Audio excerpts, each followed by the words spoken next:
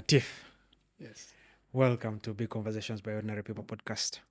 Fantastic. I love you guys' work. Well, thank you. We have so few views sometimes. We'd worry if people actually watch our stuff. No, I see the following and the response to the work. I think you're doing an amazing job. I see. Thank you. Welcome. Thank you. The structure of this thing really is, I think when we started, the idea was to paint a portrait of the guest through conversation. So that is like how ambitious we got. And the goal ideally is after the end of the conversation, whoever is listening or watching feels like they know you slightly better. Yeah. I think the biggest reason we did this is we were too lazy to like shoot documentaries about people. We're like, let's just get one table and one microphone and have them talk. Welcome to the public square. Well, thank you. Yes. Also, we are at the public square. Yes. I was, trying to figure out what people have written about you. And I read nice thing you said about education and how Namilyango meant everything for you. Basically, you framed it as if it was the turning stone. Are you a planned kid, or is it true that Namilyango is really the story that turned you? I find that statement, planned kid, very, very thoughtless, to be honest. All of us are happy accidents. Parents just go out to have a good time, and then you end up with a kid. And even in that sense, the odds of getting me or you or anyone is maybe one in many millions. So there's no planned kid, but there's kids who have won the testicular lottery. You're born of. Well, I suppose everyone alive has won that lottery. No, not necessarily. If you're born from a king, then you've won. Okay, I see what you mean. I thought all the millions that swim to the No, go ahead. Sorry. By the time you pop out of the birth canal, your life is already set. I was never like that. And it's because largely our father was a very principled man. He still is alive. He's in Seta probably. I don't know what time it is now, 7:30. He's probably seated on a few beers and having a good time. He was a teacher, but with a Cambridge education. Started to teach out of choice. Did a lot in getting Uganda's education policy up there. Was a district education officer back in the days when districts were like 14. So a very well-traveled man. I probably have a brother or sister from almost every region of Uganda. I see, yeah. So I've quite a bunch of siblings, love them all. As one of the youngest, more than 20. So Dad really grew up as, those seasoned civil servants in the 60s, 70s, 80s. Worshipped at the altar of Milton Obote and UPC, Republican to the core.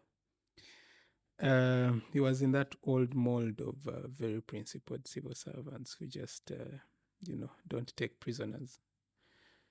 So it meant that a lot of the trappings of daily existence that we are seeing people who would be in his class now enjoy, he frowned upon.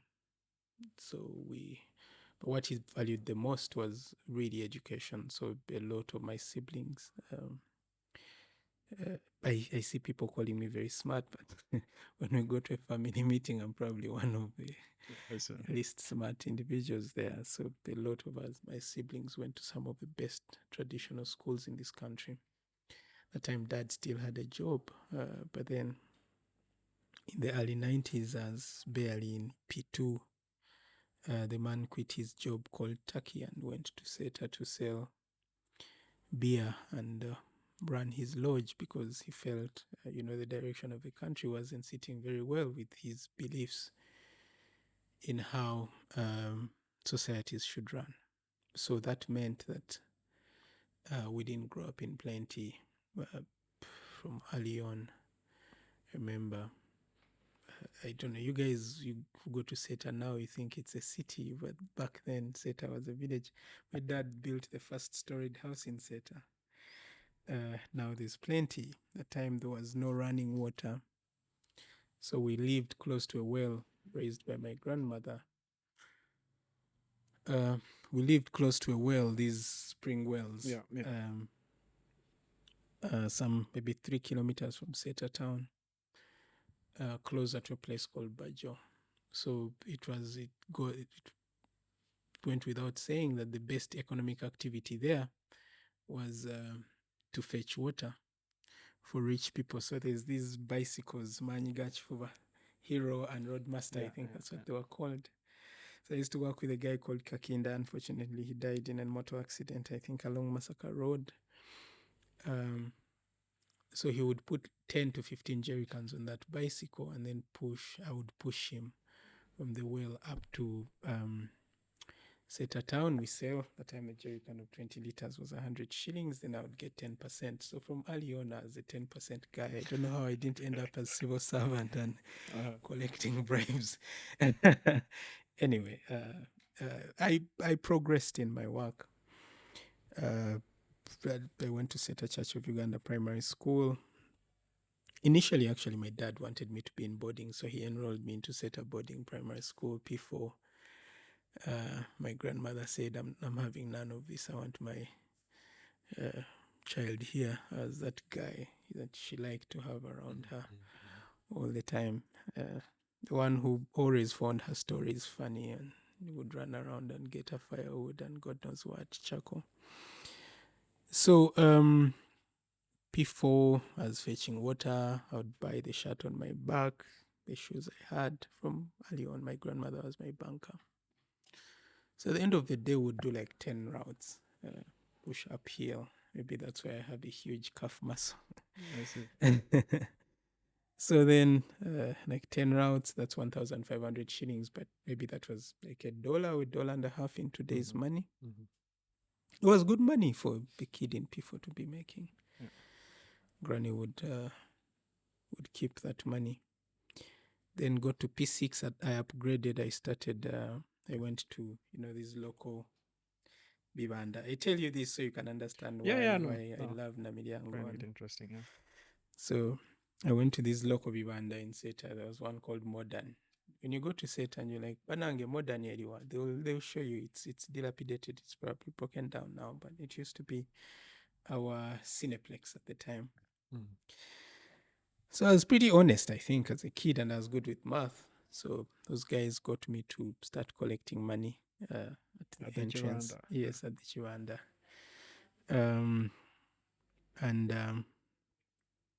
So I would leave school. School would close at 3:30, but I got special permission to leave at 1 p.m. because movies started showing at 2 p.m. So then I would go collect money at Chiwanda. Wait, how did you pull that off?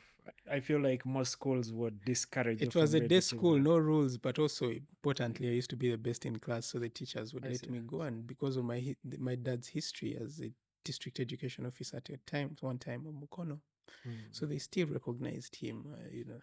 Civil servants respect civil servants. At least back in the day, they used to.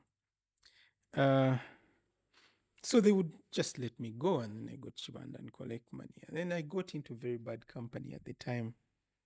Maybe a few months into my gig, I would have people come in, those things. So then I upgraded my business. I started selling some of that stuff. I actually think still have a scar on my lips where I was getting high on my own supply. And I wasn't very good at making that thing, so a seed burnt me. When I don't know if your audience knows how to roll weed, but I probably learned before P7. So we used to have those crisp notes of 50 shillings, the pink ones. So my job was I would go down near my judge's place where my dad still lives today. And you'd find these old women would grow weed. So you book it, pay 200 shillings, come back 3-4 months later, buy the thing, get the thing, roll it, and then sell a joint at 50 shillings. So you'd end up making maybe maybe 5K while you collect money in Chibanda. So after that, after my shift would end at midnight. So I walk my 3K, go home. Granny opens for me. She would fake that she's going to pee or something because she didn't want my dad would sometimes ask, "Hey, what's up? Who is that?" So then I see, like, and she opens for me. I hand her the cash she keeps. Also, she knew that you were actually dealing with as well. No, she didn't. Oh, okay. She just knew my income had certainly increased. I did that for, I hung out with really bad company. My friends were 25 years old, 20 years old. I was 11. So I really learned the hard knock life from early on. So then my dad at the time, 1996, I think he tried a hand at Parliament. He lost to some guy called Wesonga Kamana. He died. I remember. Died in a motor accident. He was, I think, second in that race. Wiped him out completely. Ran out of money. So that time I was in P7. I needed a school, S1. For S1. So my grandmother and dad said, we know Dr. Chibuka. I mean, Mr. Chibuka is the headmaster of Namilyango. And we know they have a scholarship if you're the best in class. So you apply to this school and, we don't have much money. But if you get in, you just have to be the best. And we know you perform well in class. And they had a certain confidence in me that I didn't quite understand. I didn't have in myself, but, it just pumped me up. So anyway, sit for P7 as probably the best pupil in Mukono. Got 4 aggregates. I think that's the last time someone has got 4 aggregates in that school. I don't know how many years later. We're coming to 30 years. It's a shame. So I got into Namilyango College. My job had been upgraded from flipping weed to working in my dad's bar and lodge. He had this thing. He thought that whenever I worked, I gave him the most money. But what he didn't understand was, well, maybe my big brothers had new girlfriends and they needed to, provide transport money, or perhaps they just worked on wrong days. But I mean, he worked weekends and it was booming business. My dad wasn't on the business side of things. I think he wasn't the sharpest tool in the box. So anyway, I would run his bar and then go to Namilyango. Monday to Friday, come out and go run his bar. And I see. And at the time, they would let you. Dr. Chibuka let me. Okay, again, you are an exception at this time as well. No, my Namilyango story was very interesting. I had so much rope. So I remember going to S1. I went 3 weeks late. The school fees was 197,000. Between my granny and my father, they put it together and paid. Then my dad gave me 1 tablet of Lifebuoy soap and toothpaste. At the time, we all called it Colgate, but I think I got Daily Dent. That time, Daily Dent was just getting into the market. And a kilo of sugar, and I was ready to go to school. So I get to school and I'm pushed in the S1 in the S2 dormitory. Namilyango was segregated at the time because of the history of bullying. So they had segregated dormitories. You'd be in your dorm according to your class. But I got there maybe a bit late, but also those kids in S2 and S3 had heard that, there's a weed legend in Seta who is showing up. So they picked up my stuff and took me to the S2 dorm. It was a blessing in disguise. I had to grow up very fast. But also it got me people who had gone through the same classes that we were going to go through, so they could easily give me their notes and I would read ahead. And I did very well in school, and the school kept giving me scholarships. But also it allowed me to go back home and help my dad run his bar and also get that extra money. Then started a money lending business in there. Before long, I was a millionaire in UGX. I see. I was very liquid. I don't know about these days. So, yeah, that's how I got through school, through scholarships. And that's why I do have a huge appreciation of that school. It looks out for the less fortunate people in society. I see. Do they still have scholarship programs? Yes, but now we as the community just bundles together, put in money. I see. Okay. Through an endowment fund named after Dr. Chibuka. We put up money and we pay for a lot of these kids. It's about paying it forward, and I think it's something that I encourage. Yeah, if I start talking about my Namiango time, I may cry. So I see. No, let's first talk about education. So the one thing that's missing from your story, apart from being the best, is the education part of it. Sometimes kids would beat me. Okay, I see. Yeah. So still, I want to pick your brain on the education itself, right? Yeah. The stuff that you're being taught at that time, and the actual knowledge, what you're paying to, or what you're scholarshiping to get, basically, right? And the value it has got you. You know, the problem with our education system, to be honest, is it seemed to always teach it to the test. If I had to do education again, I would much rather read whatever aeronautics, law, economics, anything, history. Apart from these things of saying, you're going to study, you have a test, a science test today, you have a physics test today, just study concepts, study about Zinjanthropus, study about John Speak. You don't question anything. But I grew up with a grandmother who just allowed me to explore everything. So with her, there was no question that was off the table. But also our father was very encouraging of dissent. So it wasn't enough that a fact was stated as a fact.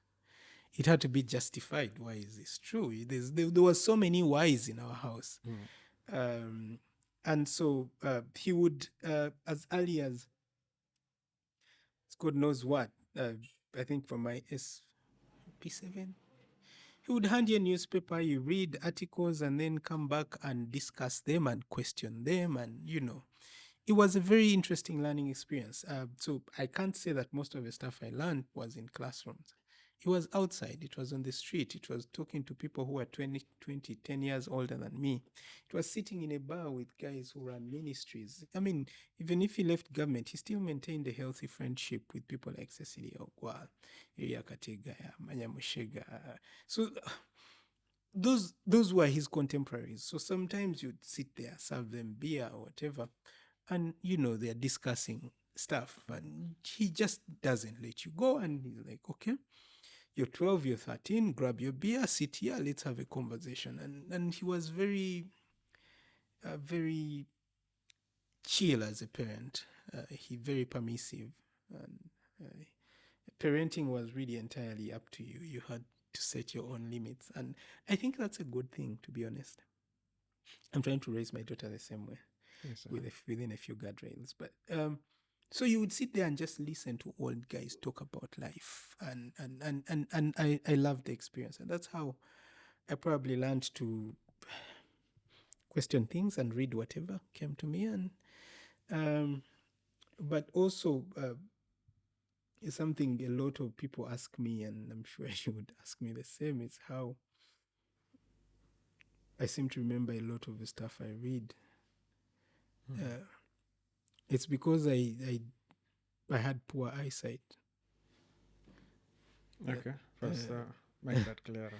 I had poor eyesight, and so like in Namiango, Keron has been to Namiango, so he knows these classes. So you had class with maybe 80 students.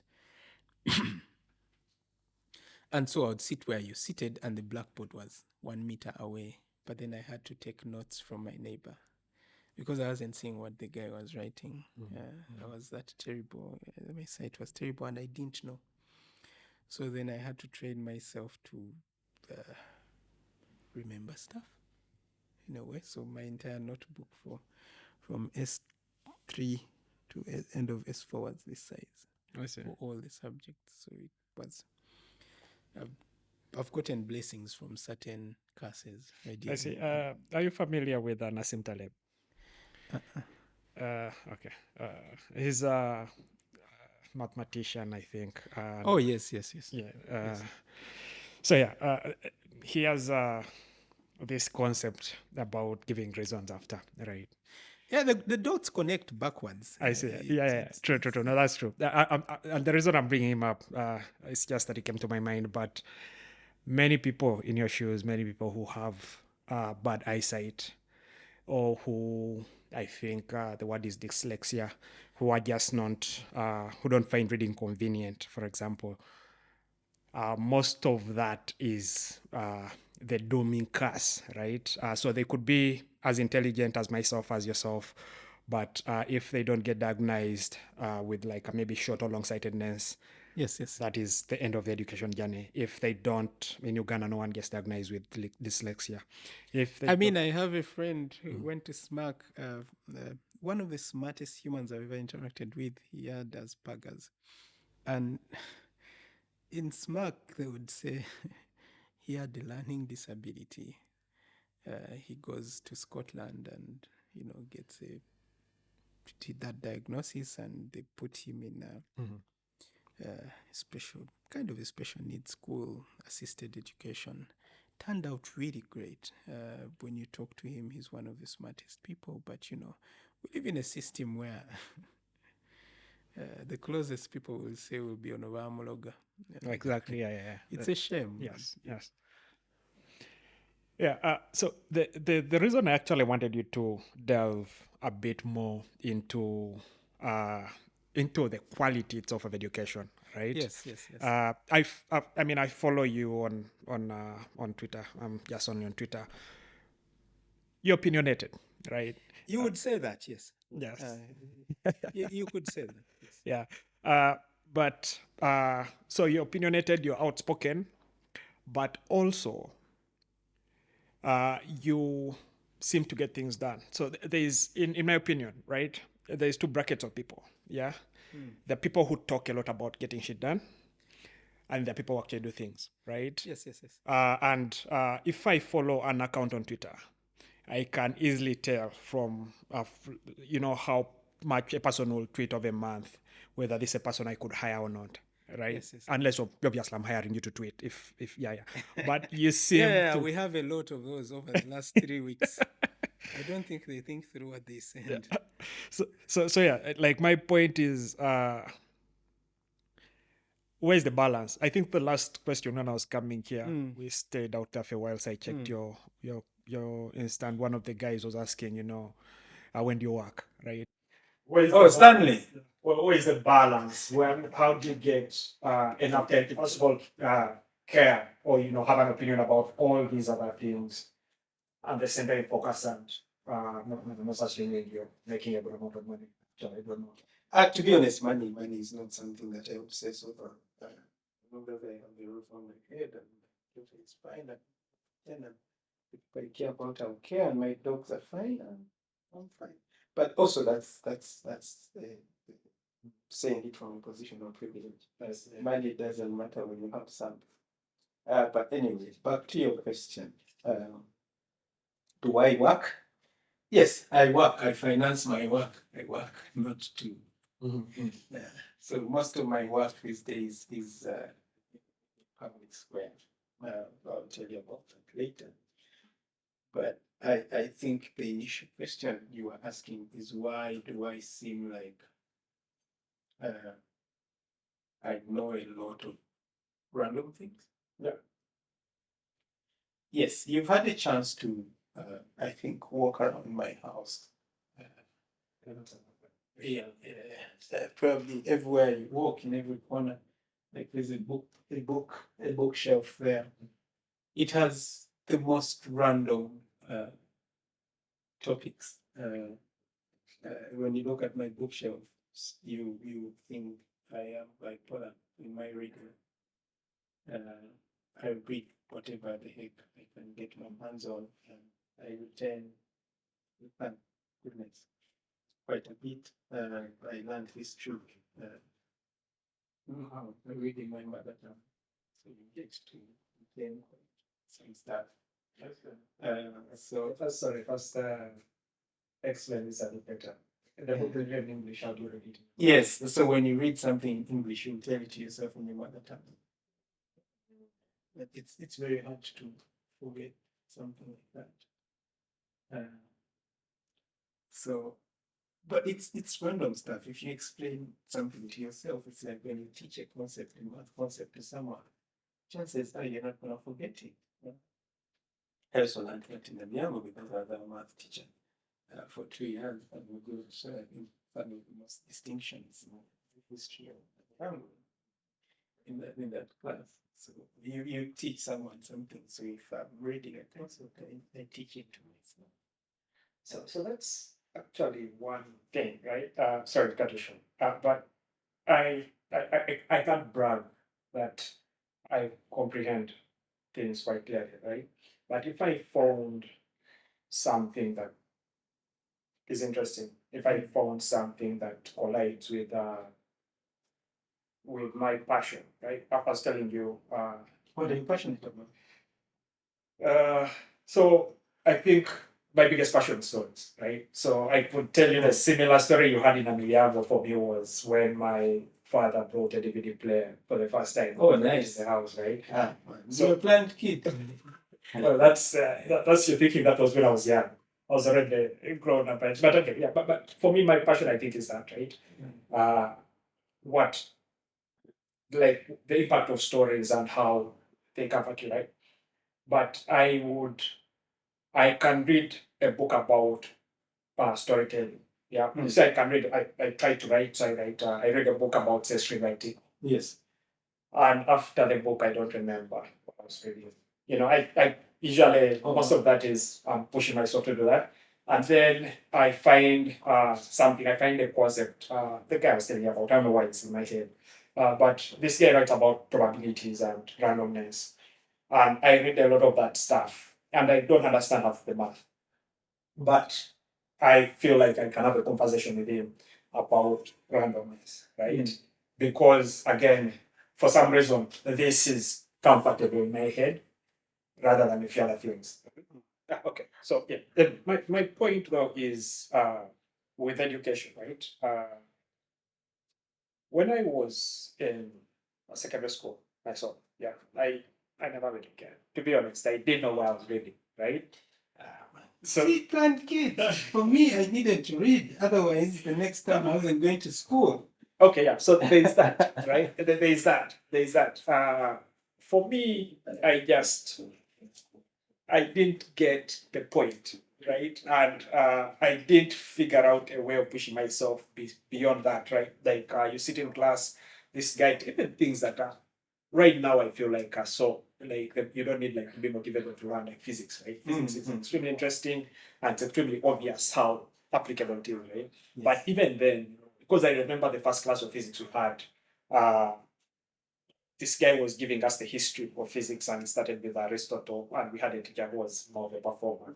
So he came and gave a big speech about how Aristotle introduces logic and blah blah blah blah. And in the end, are you into philosophy? Yeah, a little bit.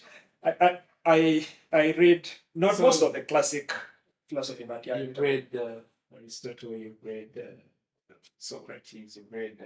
I have read some of the stuff about Socrates. I've read.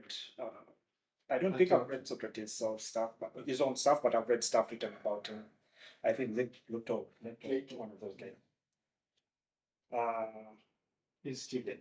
Yeah, his student. Yes, that's the stuff I think I don't know why he was his student because his philosophy was totally different. Yeah. So I have like a. Chris. No problem. Like I have a small idea of what the thinking was. Yeah, but I haven't like studied delved into. Again, I'm not the patient guy who can spend time studying that. Okay, so my point though was I was so fascinated by kids who were smart, right? But graded on what? That's the Passing in, test. in school, It's a shallow way of exactly, grading. exactly. Yeah. That's what he started off by saying. That's true. Yeah, yeah. No. Right now, I don't think anyone is smarter than me. Just FYI. Nice. Yeah, because I feel like I don't want to pass this. I have that very big excuse. The test I fail is because I don't want. Beyond.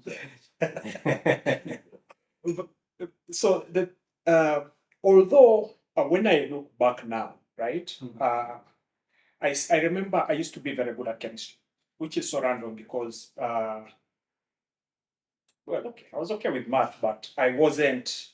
I wasn't like a science guy, right? I liked to read. I liked like reading literature and stuff like that. But I was good at chemistry because the chemistry teacher sort of knew me slightly more than other teachers because he was also the chess teacher and I was on the chess team and stuff like that. So I used to pay attention. I can't cut his class because he'll notice when I'm looking and stuff like that.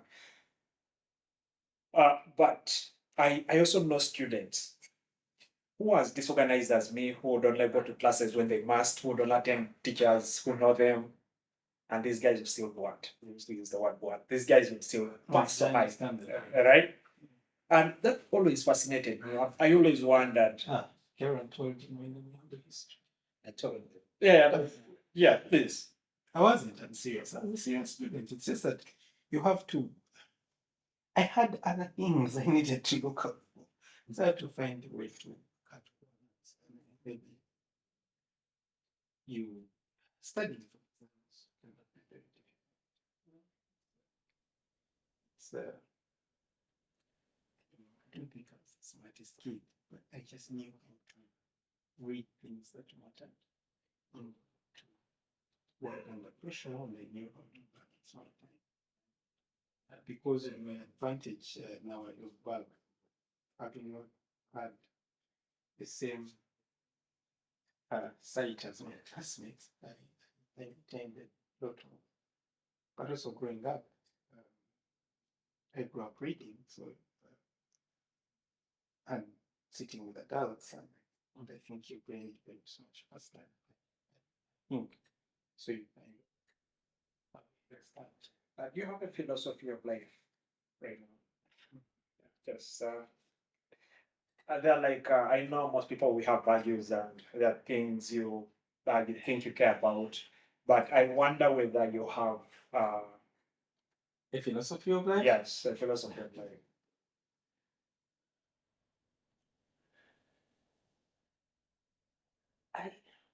I don't overthink things. I'm a believer in living in the moment. I get called very impulsive, but it's because I go through many scenarios of decisions informed by what I feel in the moment. So I try as much as possible to exist in the moment. I am a live and let live kind of person. I embrace very libertarian views. So if there's anything philosophy to life, at least it's freedom. I believe in freedom to be what I want to be, to do what I want, as long as I'm not hurting anyone else. And I believe that other person also has the freedom to be what. And the government should effort instead of private people's business, as long as they're not hurting anyone. For me, that's my approach to life. These are the jazz of for work hard. As I said, we rig the system sometimes. We win the acoustic all the time. We praise it all the time. I take chances, and as and when they come, I believe, at least now I blame my grandmother for this. I can lose anything. The same person, material positions, and something obsessive among the best of all. Right. So then when you live your life with the absence of fear, losing your position, losing anything, and you've got your freedom. And I live free in every way I possibly can. I know my big sister Barbara sometimes usually says she lives within the lines, but she used to say this a lot. That human life is not a rehearsal to be once, so this date is a and so approach my daily, but understanding. One chance, take it. Yeah, I share, I think, the sentiment very much. I would actually go as far as considering myself anarchist. But here are the counters I've got for this view of life, right? One is if you actually truly believe, that you're entitled to live by your standards, right? What happens in a society where someone else who shares your beliefs has standards that conflict yours, right? So that's one thing, right? The other thing is, again, what happens in a society where someone needs you, someone depends on you, say your child or just the person you've seen on the street, could be a dependent. But at some point, that dependency conflicts with some of the standards you've set for yourself. That's a very interesting question, and so I'm into mountaineering. I love going to the mountains. I just love the freedom that comes with being in nature by myself and getting lost in my own thoughts. But also, it's a very dangerous.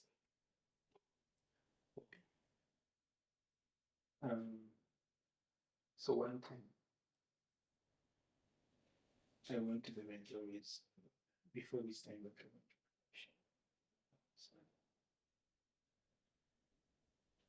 and I got altitude sickness. My lungs started filling up water. If I hadn't been evacuated, this guy probably would have died in your body gets fooled into believing that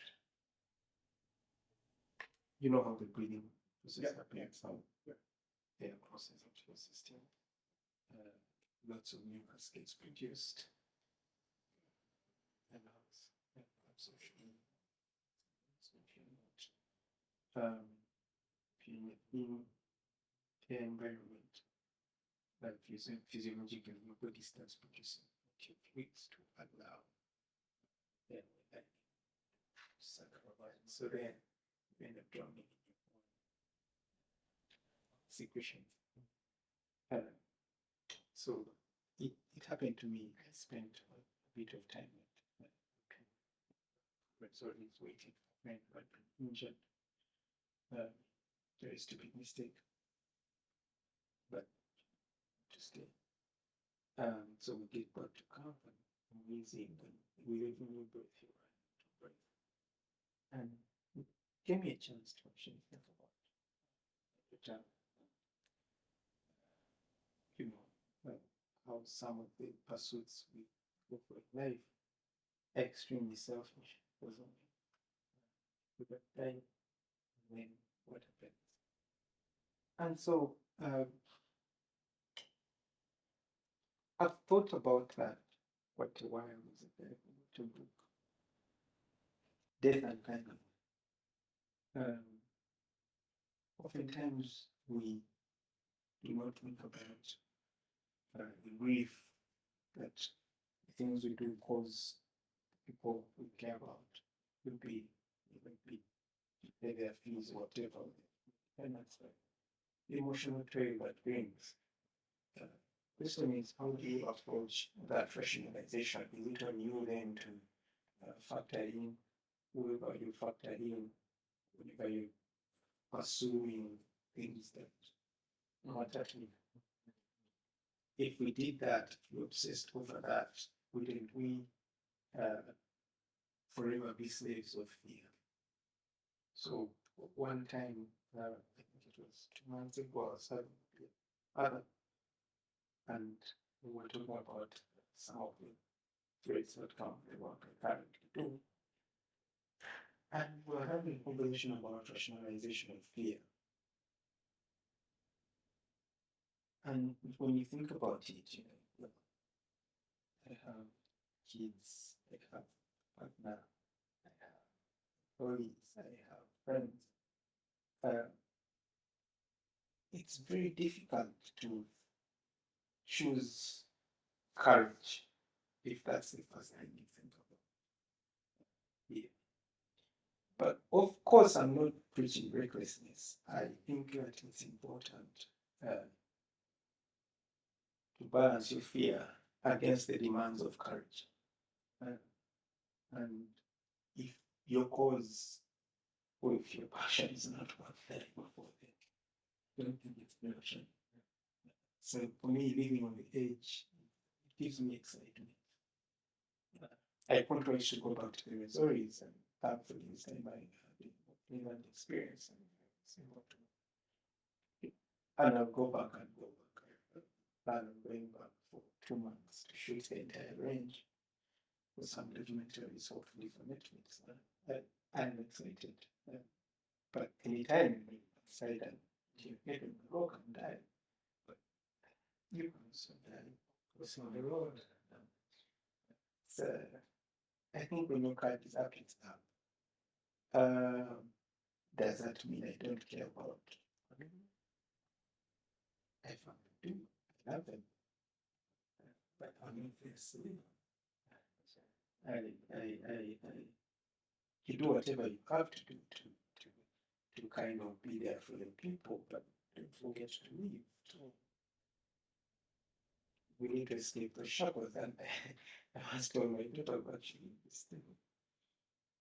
So like, well, if you never break even as a parent, you need to remember that parenting is fantastic, but it's a labor of love you for people. So you can't give what you don't have. You might as well show a bit of life. So I embrace risk in all its vastness.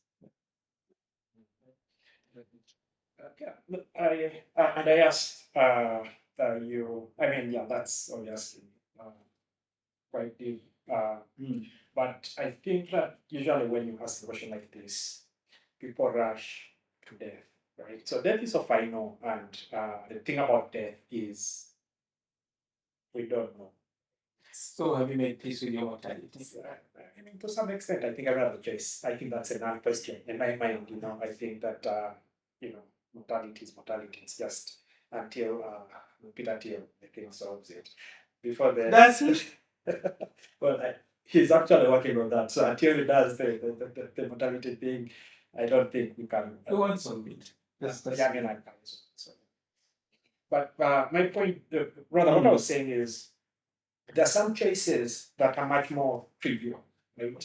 If it's a choice between, for example, are you taking a life-threatening action and balancing that? I'm reading a book, I forget what it's called, and it has this paragraph where this guy goes to the hospital. It's a novel where this guy goes to the hospital to see the child being given birth to for the first time, and he lays down his whole he thinks out loud about the feelings he's having, yeah. And in the end he concludes that this is definitely not love, this is fear, right? The relationship you have with your child is not love. We want to say love to justify that, but it's mostly so I actually think it's love. It's a different kind of love that how can I explain it? That don't know you have until you have it. When I had Ruby,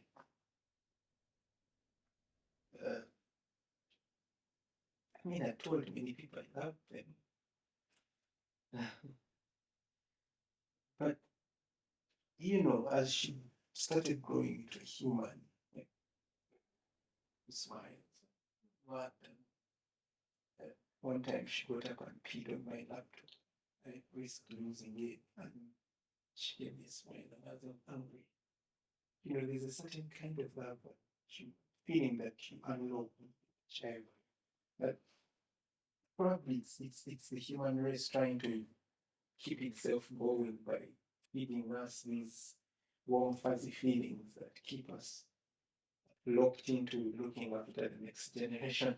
Yeah. So that's a trick that I wouldn't call it fear. It's a trick that you could play. So this guy says exactly that, right? So he compares all the other times before in his life where he thinks he has felt love, right? Even his parents, by the way. Like he says, okay, so this is how I felt around my mother. This is how I felt the first time I had sex, and this is how I felt when I was dumped. This, all those times and things. This is what I thought love was. He compares it to how he felt holding the baby in his arms. And he's like, no, this is not one of those days. This is fear. Right. Okay, so my point though was so if you take the out of the picture, right? Because I think that takes away the element of choice, right? If you say today, right? Let's talk about the big, the big story right now, right? Arrests of activists. No, that's actually not the one. The one is Anita and mom, right? Figures out how to legally steal, right? Yeah. Human. All right. I can use some coffee.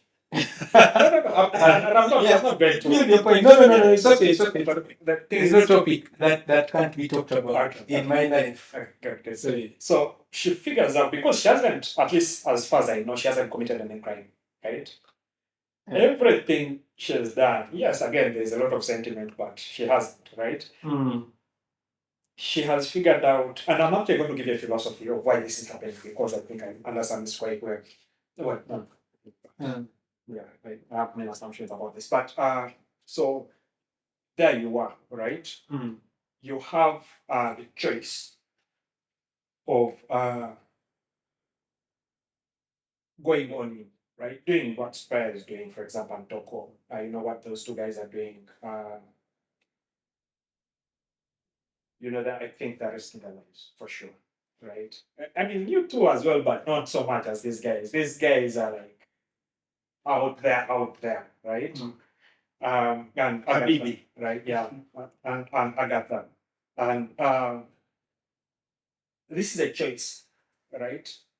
They could try to be clever, I know very many actuaries who wrap this whole thing in like very nice English and give an opinion and then go back to doing their contract with the parliament, for example, or even like maybe doing a contract to deal, a business deal with Anita and stuff like that, where there's some lip service, but there's no skin in the game, right?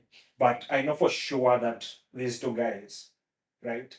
There is actual skin in the game, right? And it's not that I don't think, as much as I know about politics, it's death, I think, is too much. Sebo will figure out, if he wanted to put in line, he would figure out how to do it without killing you, right? And in this case, it means really making them very, very poor, making them even sick, things like that. And all these guys know this more than I do because they are the activists. I'm here just assuming things, right? But they hold this strong belief that this kind of corruption, even when legal, is wrong, right? And they think that they're entitled to speaking out towards something like that. right? And this again is the same. I think in a way you can twist it to be the philosophy of I want to live how I want to live, and that means I can talk back to you. You know, I can insult you if I want, but I can also call you out Have if you I met feel like. Agatha? I haven't. Yeah, I mean, besides the spaces, I be on some of the spaces, but I haven't met her in person. But you know, like the point is, this is very deliberate decision making, right? It comes with a lot of heavy risk. As a free man, first of all, this conflicts your value. As a man who believes for freedom for yourself, if you believe for freedom for yourself, you should be able to believe in freedom for Anita to steal. Right. Like, I mean, it's a kind of like there's a philosophical hypocrisy in that sense. I do understand what you're saying, Yeah. but she should also not have freedom from the consequences of what she does. Exactly. Yes. But you talk about Agatha, you talk about Toko, you talk about Spire, our partners in the activist space. You describe altruism and, self-sacrifice. Do you think it's an absolute?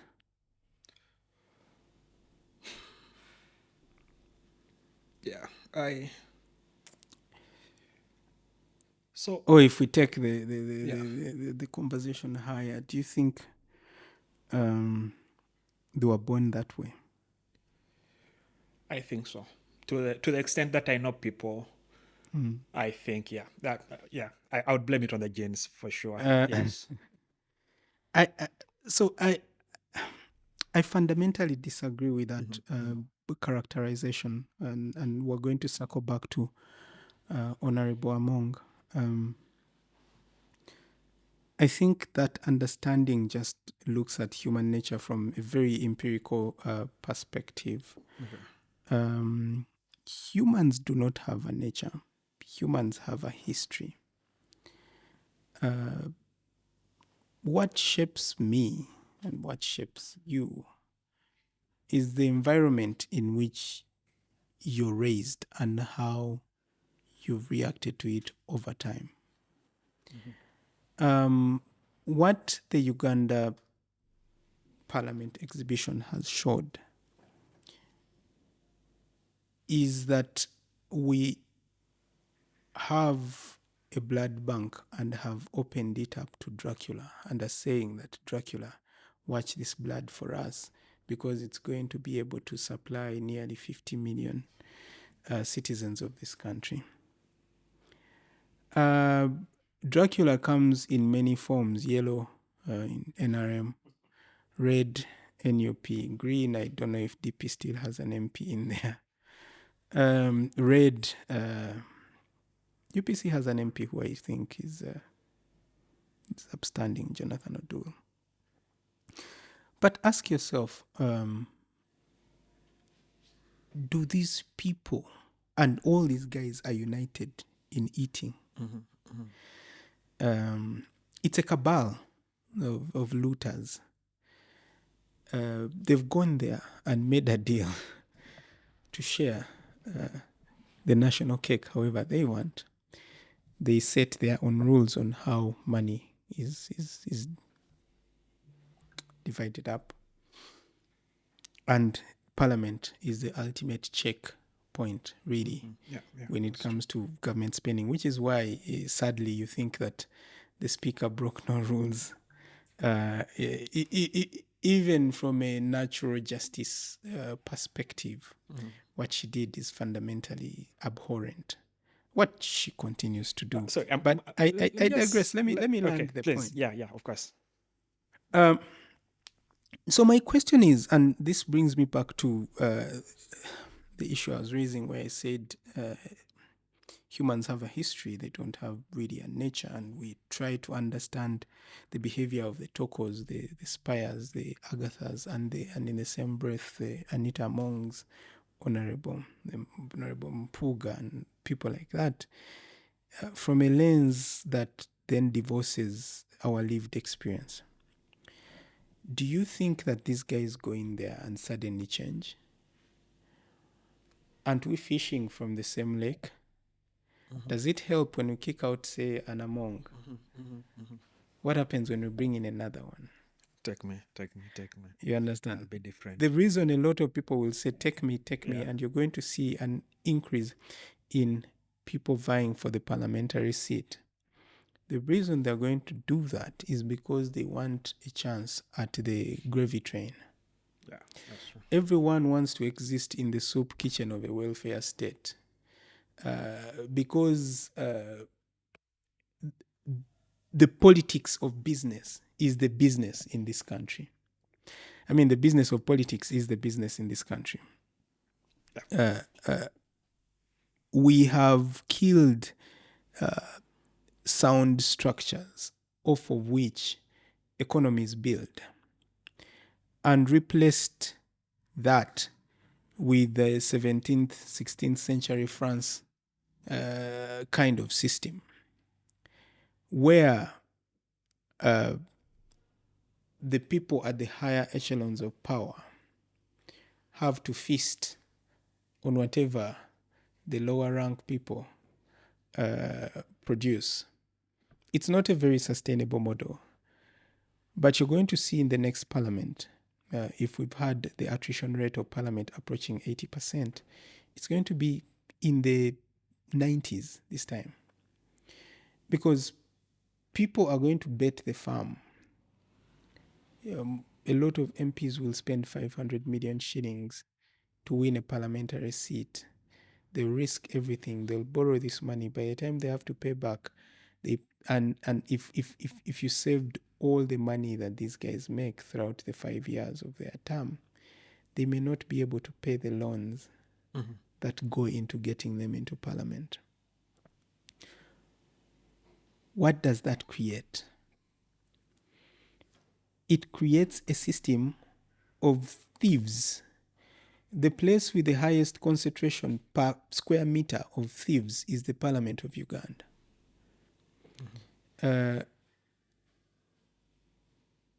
But we as a society have created that. We have fed that beast. Now the beast has turned around and it's feasting on us. And we are saying it has done no wrong. What we need to do is cut its jugular. And then restart. You understand? We cannot exist in a country where, say for instance, public debt in Uganda is 52% of our GDP, at around $25.3 billion. That grew fairly recently. Last year, I think it was $21 billion. You have a speaker running probably like 10 projects, and the cheapest is probably $1 million. She doesn't make that much money. The deputy, same WhatsApp group. MPs will sit and give themselves whatever allowances they want. They give themselves service awards. But when you go down to the healthcare facilities in the region where the speaker comes from, say Teso region, look at the budget, and we've scrutinized that as public square. Look at the budget of, say, Soroti Regional Referral Hospital. This one speaker spends more money than the money government spends on treating people in 10 districts. That's absurd. It is. You should not stand in defense of that madness. Even if someone came and said they have broken no law, it is morally abhorrent. And as a society, we should not allow ourselves to even remotely entertain that. Rules are rules. We make laws. We can always make laws once we have power that protect our interests. So if my interests is to eat up people's livers, even if it's legal, it's wrong. Yeah, slavery was legal. In the 1950s, I'll take you to the United States, for instance. Segregation in the buses was policy. Mm-hmm. Okay? A driver broke no law by telling a black guy, go and sit at the back of the bus. If you do it today, it's illegal. At the time, it was fine. That's the defense you're giving. But in that instance, you have people standing up, and I'm currently writing an article that says, we should all be activists. People are standing up and saying, you know what? We're not going to take this. Using that bus example in Alabama, Montgomery, really, we have people like, I'm sure you've read about Rosa Parks. I have, yes. Everyone remembers her for sitting in the bus, refusing to leave and go sit at the back. Frail black woman, tiny. Everyone will remember the heroism she exhibited by refusing to leave her seat. And when they're talking about the end of segregation and bus segregation, they will talk about Rosa Parks. So we'll talk about people like Toko, we'll talk about Agatha, we'll talk about Spire, talk about maybe Tony, Isaac Semakadi, those people who just stand up and say no. Just like in the US, they talked about Rosa Parks. But what people forget is that was like a 381-day campaign. People just refusing to budge. Millions of people standing up and saying no. And there's a lesson in there. What these guys are doing, I think, is heroic and has to be celebrated. But we do the equivalent of,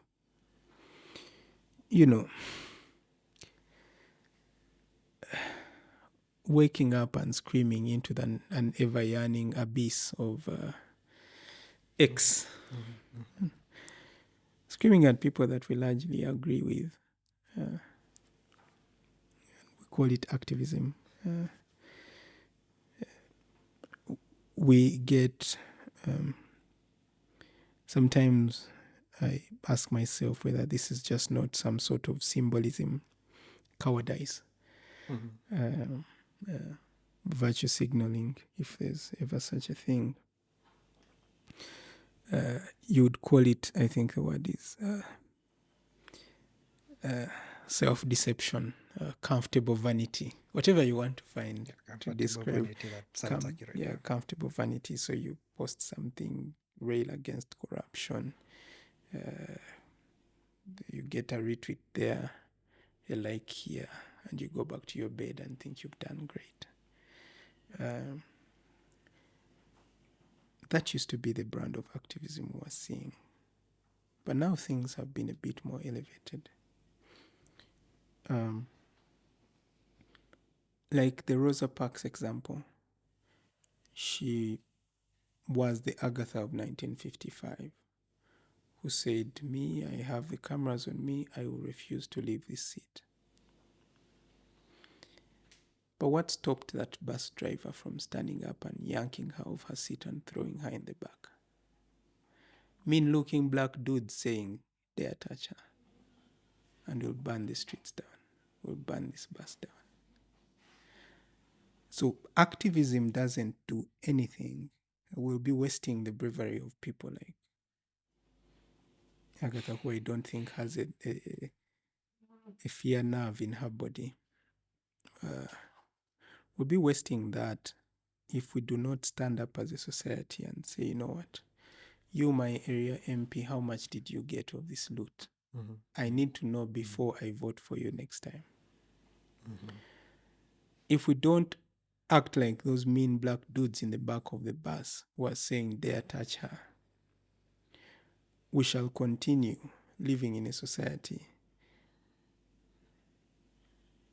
where politics is the business. I see. And we cannot continue defending people like Honorable Among in their quest to self-enrich off of the backs of poor Ugandans. We have seen enough children die before they get to the age of 5. We've seen enough women die in childbirth. We've seen enough pain to be able to hide behind legal machinations to defend impunity. You and I have a date with destiny. You have to refuse. Now, I keep going back to U.S. society.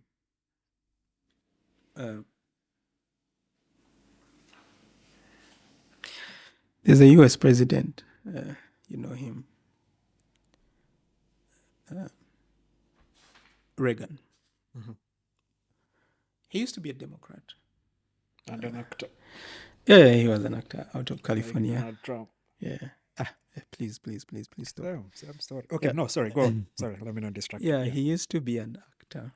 Yeah, you're right. He was a Democrat, became a Republican, gave a speech in 1964. He called it the speech. But later it came to be called A Time for Choosing.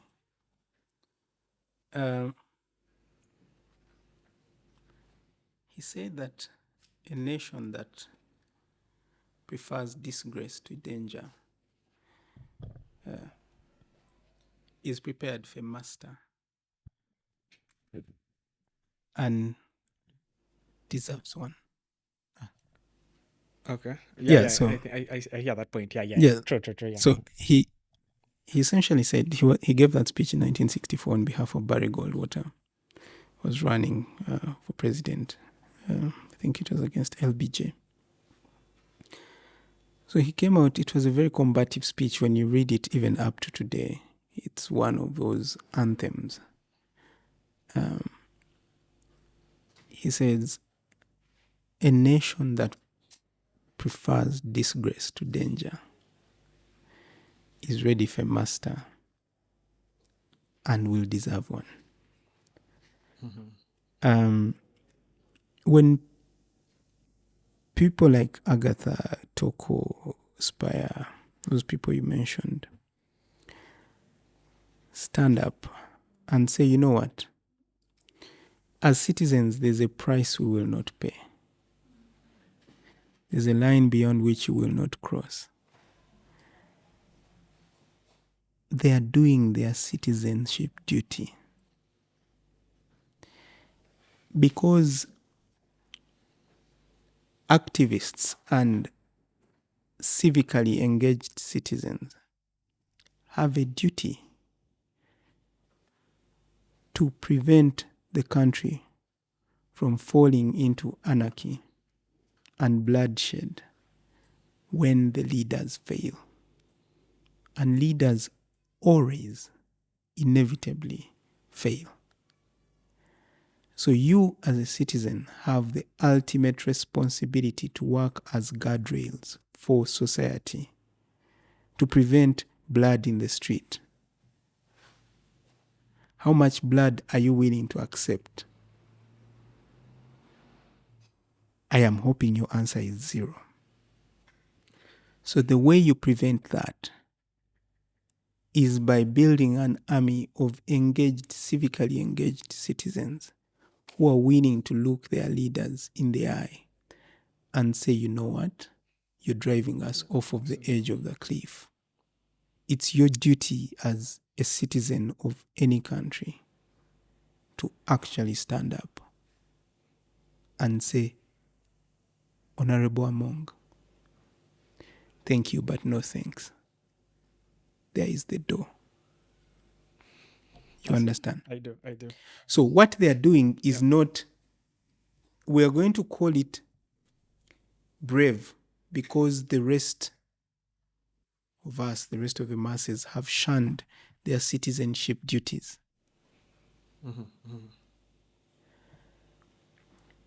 But even the Constitution actually tells you, I think it's in Article 3, you have a responsibility to correct leadership. If they are not obeying the documents, it's your right to actually kick them out. So if you call for Honorable Among to resign, you're doing your civic duty as a citizen. I see.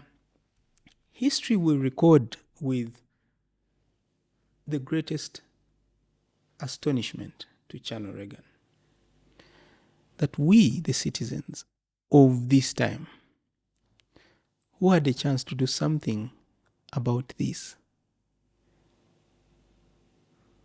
to do something about preventing this madness, did the least. So you do not want posterity to judge you harshly because you much preferred the relative comfort of your 8 to 5, where you barely make enough to pay rent, pay fees, blast with your friends. You understand? I do.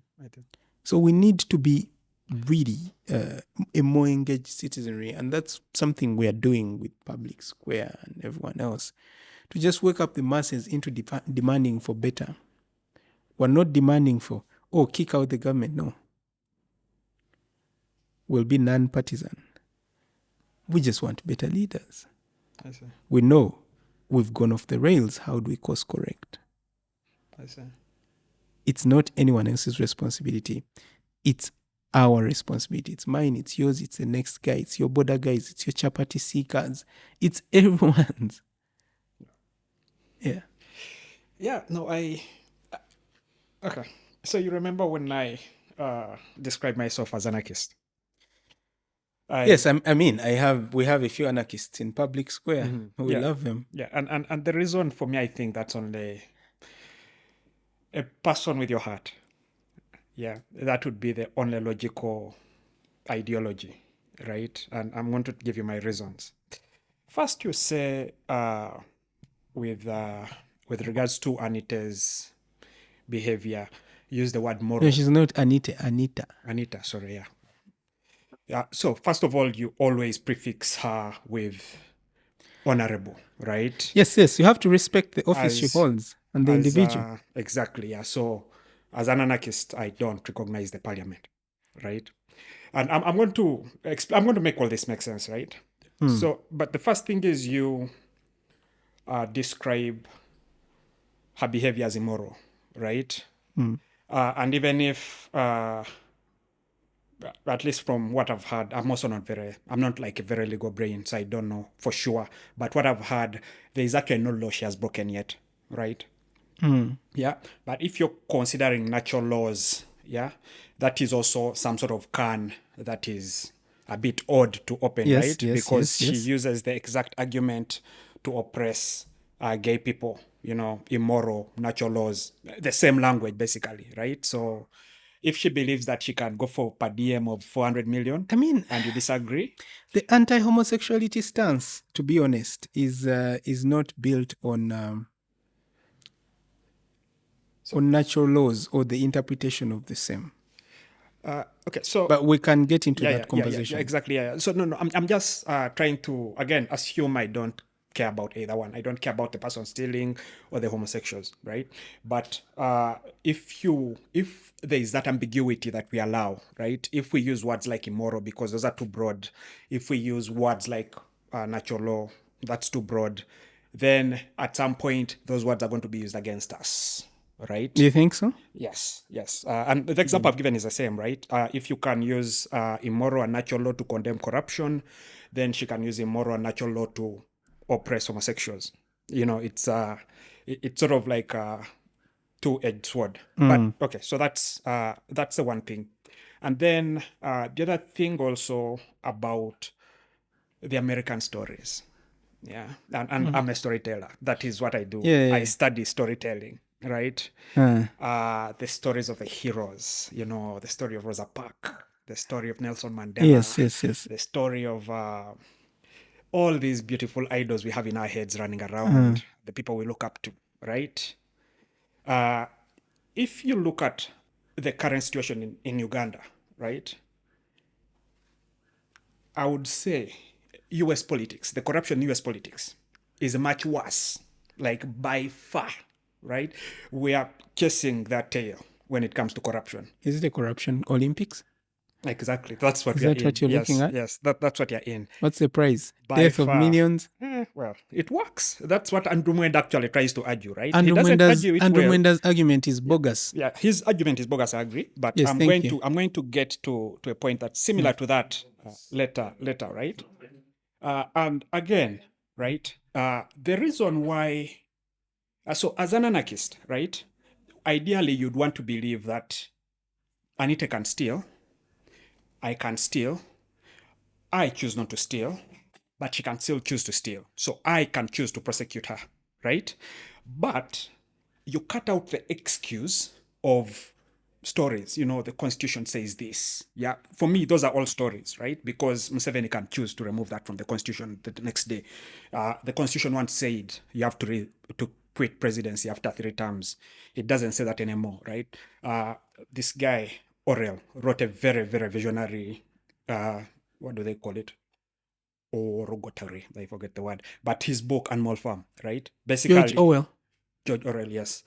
Basically describes politics of any Western country. Yeah, actually, he was describing Russia at that point. He wrote it to describe the Soviet Union.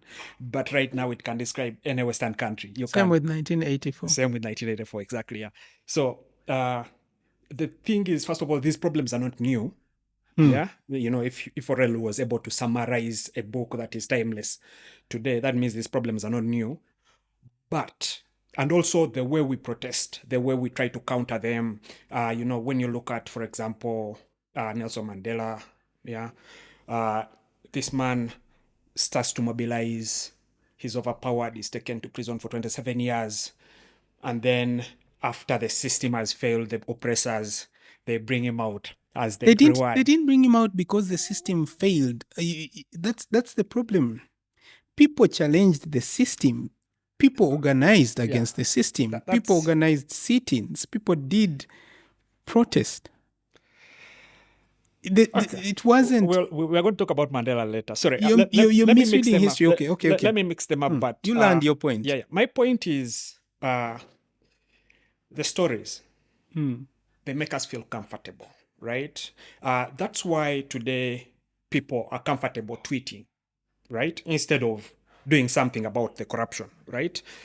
And no, relax. Let me say this. I can hear you. Yes. And it's easy. It's easy for me to write now because there is a book by the book is called A Hero with a Thousand Faces, right? It's a book about mythology, and it sort of tries to structure all hero stories that have ever been told into like a predictable structure, so and this includes like stuff that was told long ago by the Greeks to the stories that our parents tell at the fireplace or the traditional Africans told, and they fit within his structure.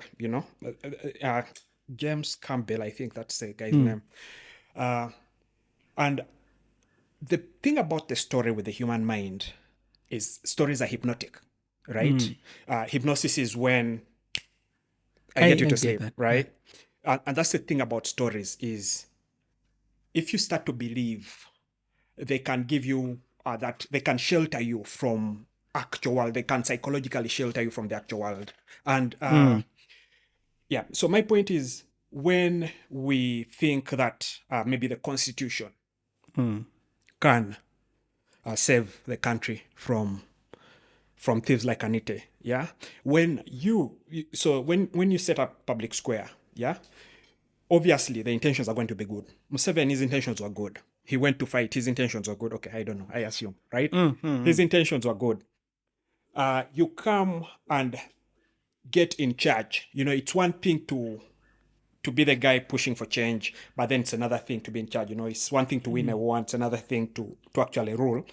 But when you get in charge, there are so many other conflicting things. Yeah, Uganda doesn't live in a vacuum, right? You need to appropriate this amount of money to keep Uganda secure. You have enemies, obviously. Your way to the top wasn't a paved road. You've met some enemies, and you have to protect yourself against them.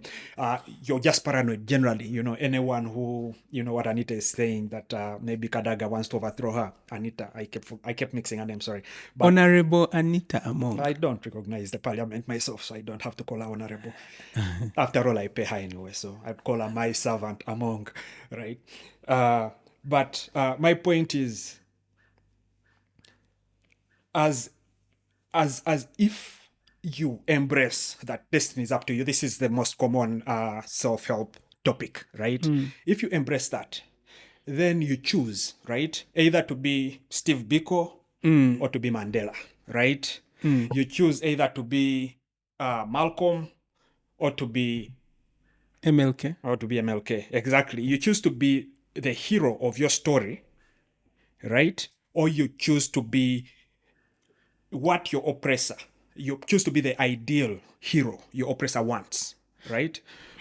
And you're mixing up so many points, but anyway. It's going to merge, right? And the reason, okay, maybe MLK actually and Malcolm are not the same thing, but what I'm trying to say is, in the end, if you believe that you have the right to do what you have to do, besides Newton's law, right? Do it. Yeah? Do it.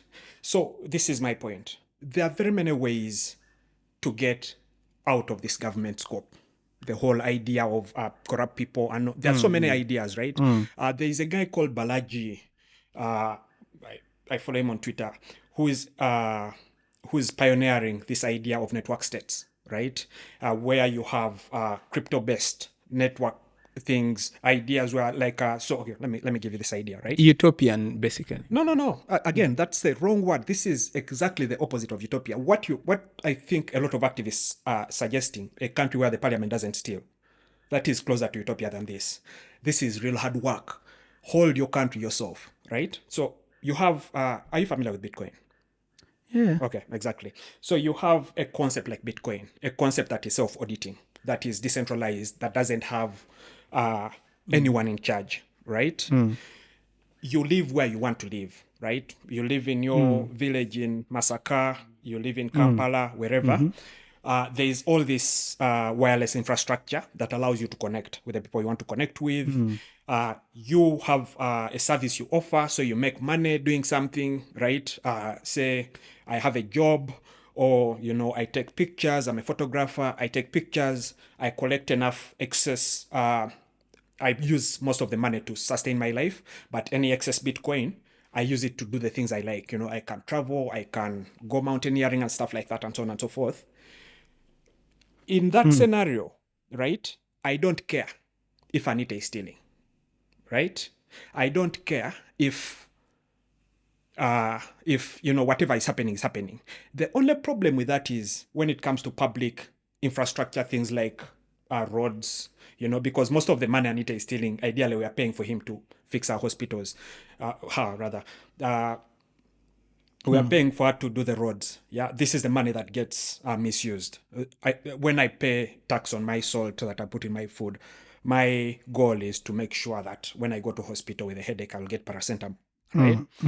Yeah, but she will misappropriate that money. So now that is a big blocker, right? At what point, where's the balance where you make that we need central planning versus, the more decentralized idea that I was sharing. And all these things can be built up from the structure up. If this guy can write a paper that describes incorruptible money, right, then it is possible to still come up with an infrastructure that allows you to contribute or be forced to contribute to money that you actually can monitor all the way, and you know for sure. I mean, you can't. I think you can't base the whole argument on what? Yeah, like to be honest,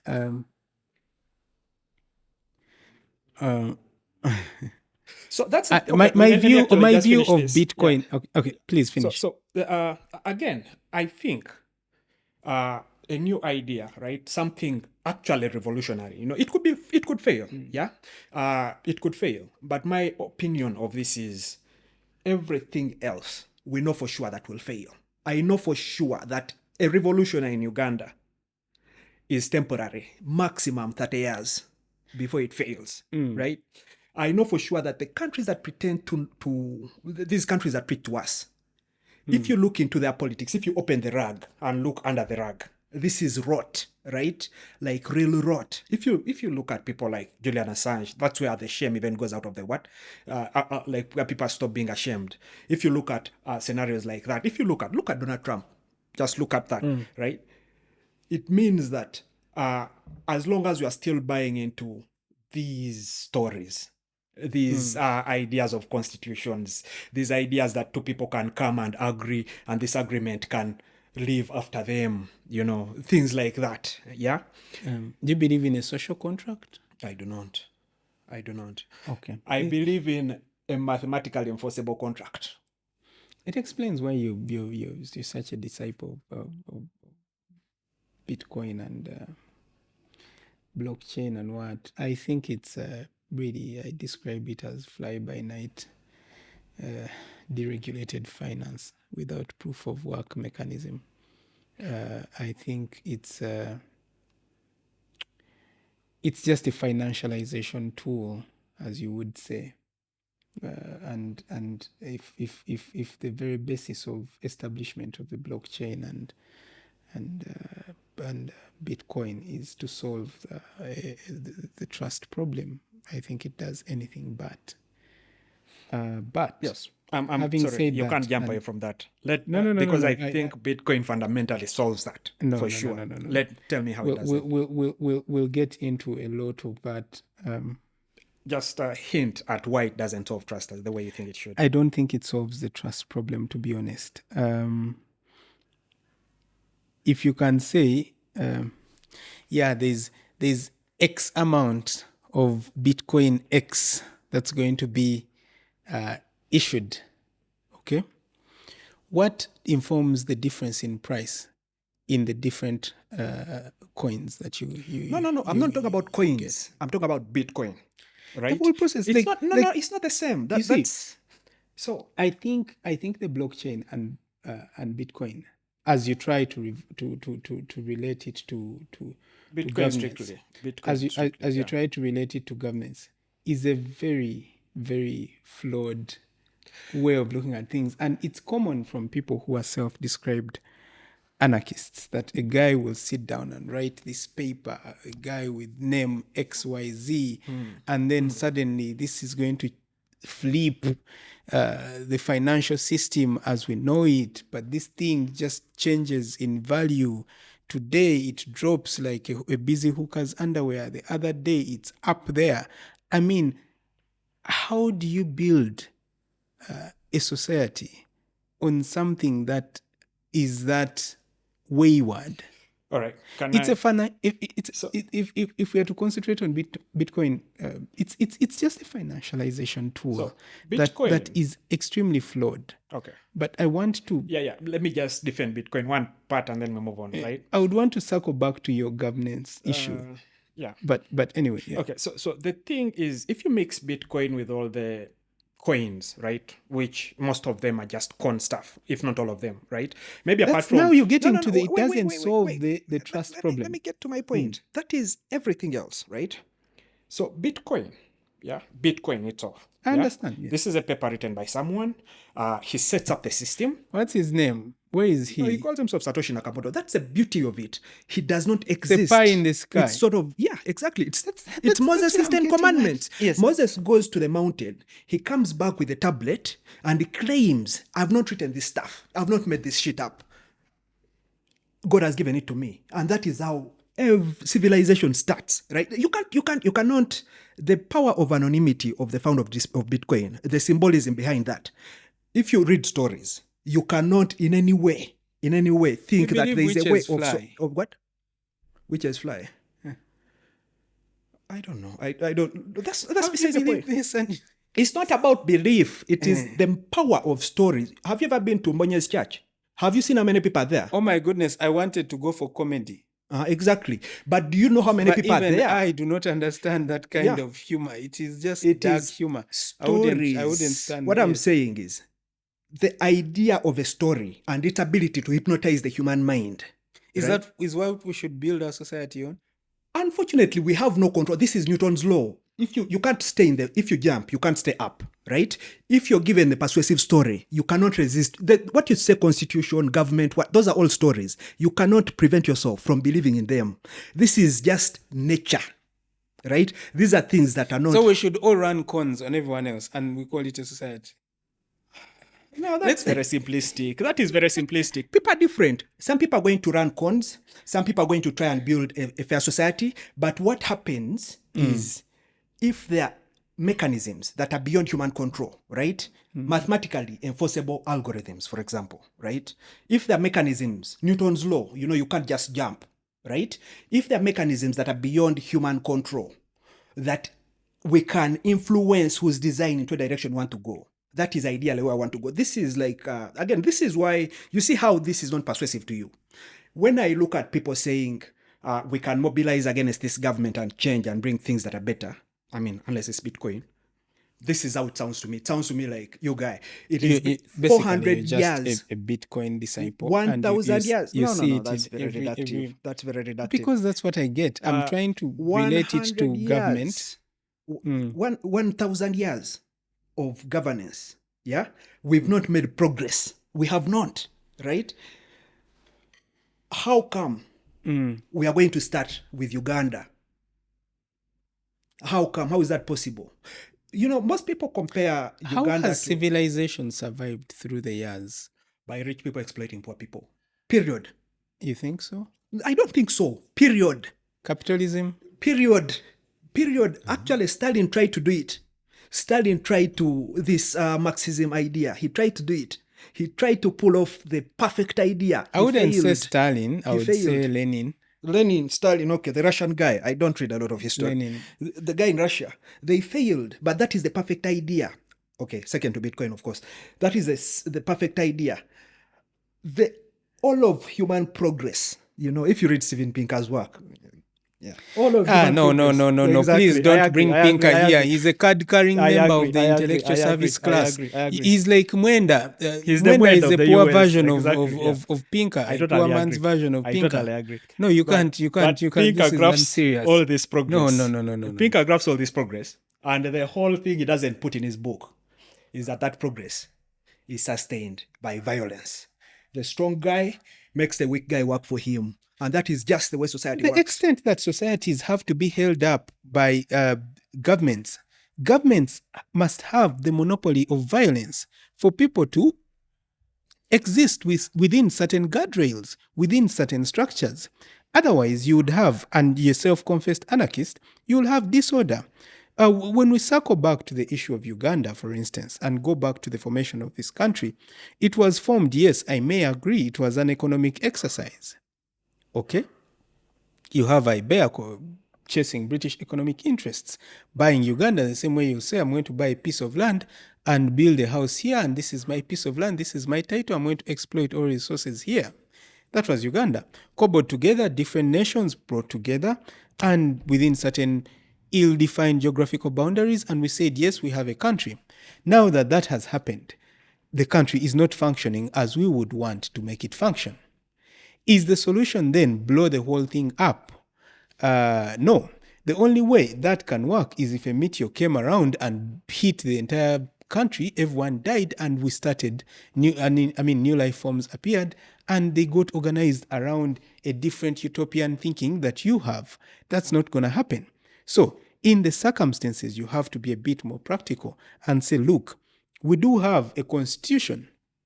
We need to sit down and set documents, principles by which society is going to be governed, because we need to exist within certain order.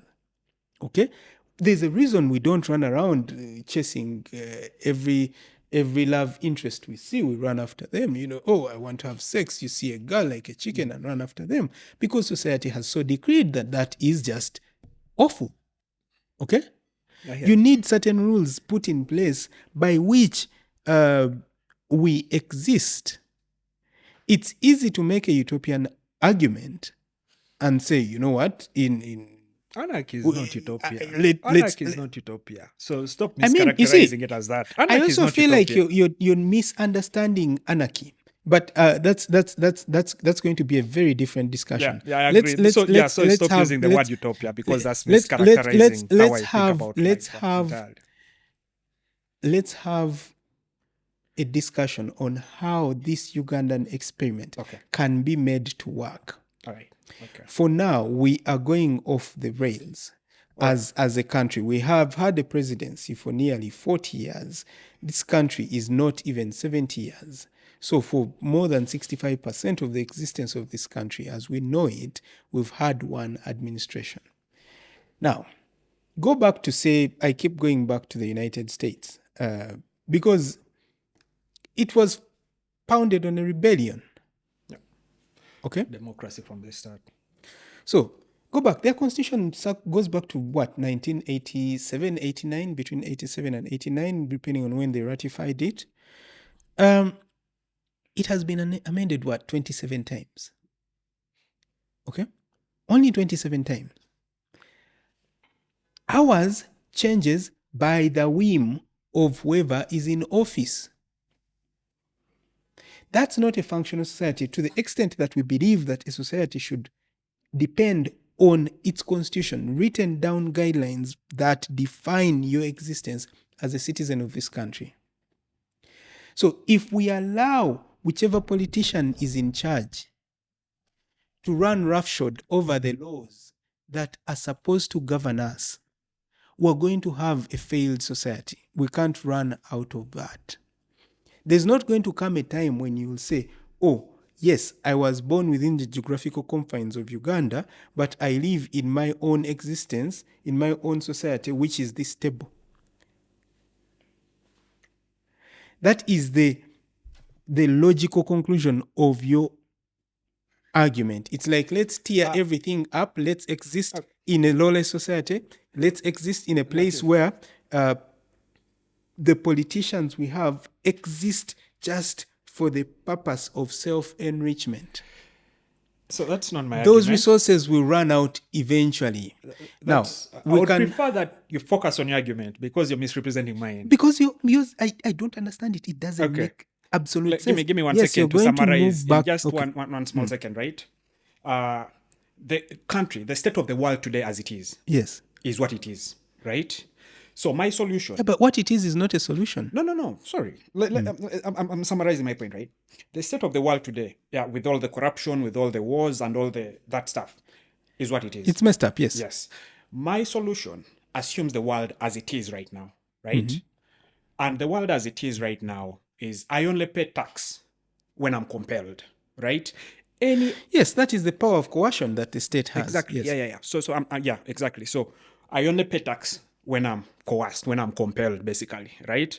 I only, even the traffic lights, if I see a guy there, then I'll be at the traffic lights, unless I see I'm going to inconvenience just the immediate guy, right? So you're playing the card of disorder.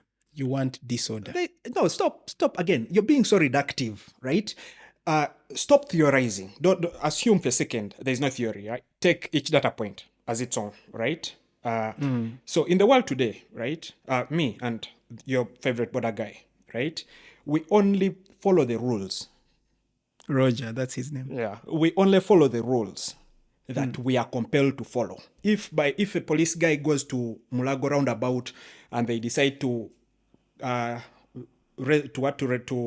arrest any border guy without a reflector, I will start wearing a reflector, right?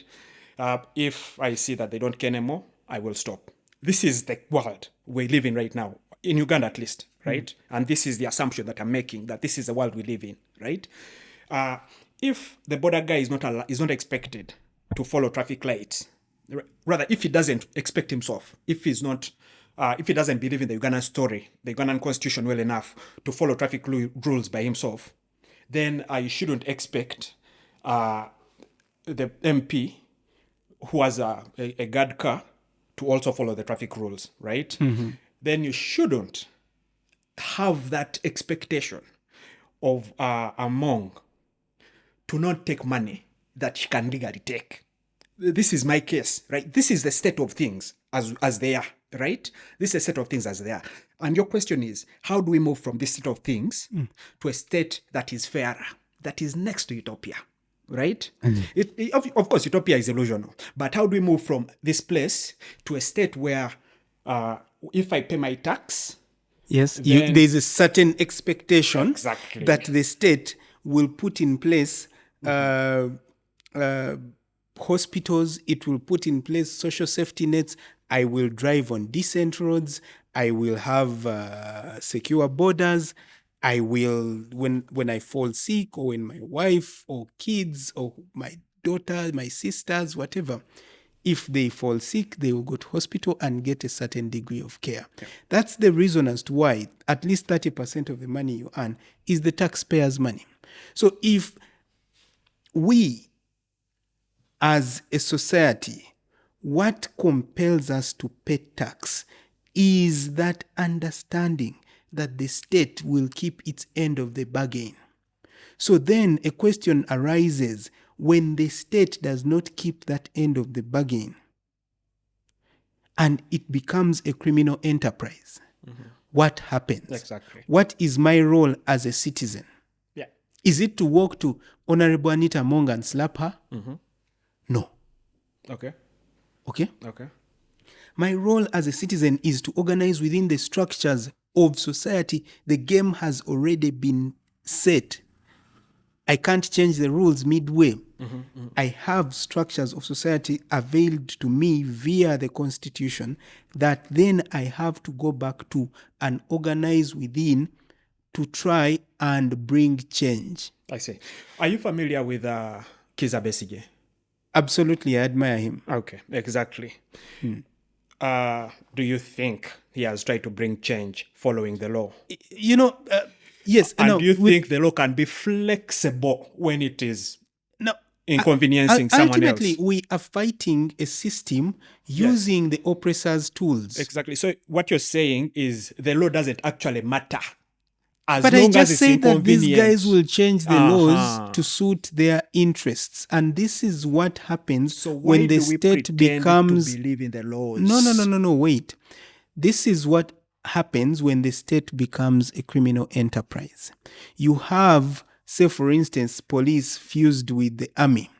You have courts that are loaded with cadres who are just there to rubber stamp whatever decision the sitting government wants. Yes. That is not the deal that we have. So why do we pretend to believe in the things that we know for sure are fundamentally flawed? We do not pretend.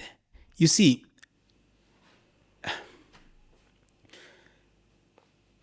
what you're calling pretense is acquiescence. Okay, first explain that to me. People have chosen to go to the relative comfort of their miserable lives and said, at least in Nsobola okusasula landlord, I can pay my rent. Why should I go on the street and shout for, these guys are charging us too much money? I can afford. It's individual thinking. It's short-sighted thinking. Like the devil. If you give him a handshake, guess what happens next? Your arm is going. So every time politicians steal and you look the other way and say, you know what? I have a meal for tonight. You're extending an invite. Next time they'll shag your wife. Yeah. And it will be acceptable. I agree. So as citizens, we divorce our right and our duty as citizens if we just keep quiet and say, this is how it is. People like Besigye, yes, they may be jaded now. There may be people like Kyagulanyi, the new kid in town and whatever. But history will judge them fairly because they stood up and spoke. I just gave you the example of Rosa Parks. And a lot of these movements, look at people like Sarah Grimke, look at all these guys who have fought tirelessly to bring fairness to societies in which we exist. You were quoting Martin Luther King and Malcolm X. Both died because of the work they used to do, but we still talk about them now. Well, But to what point?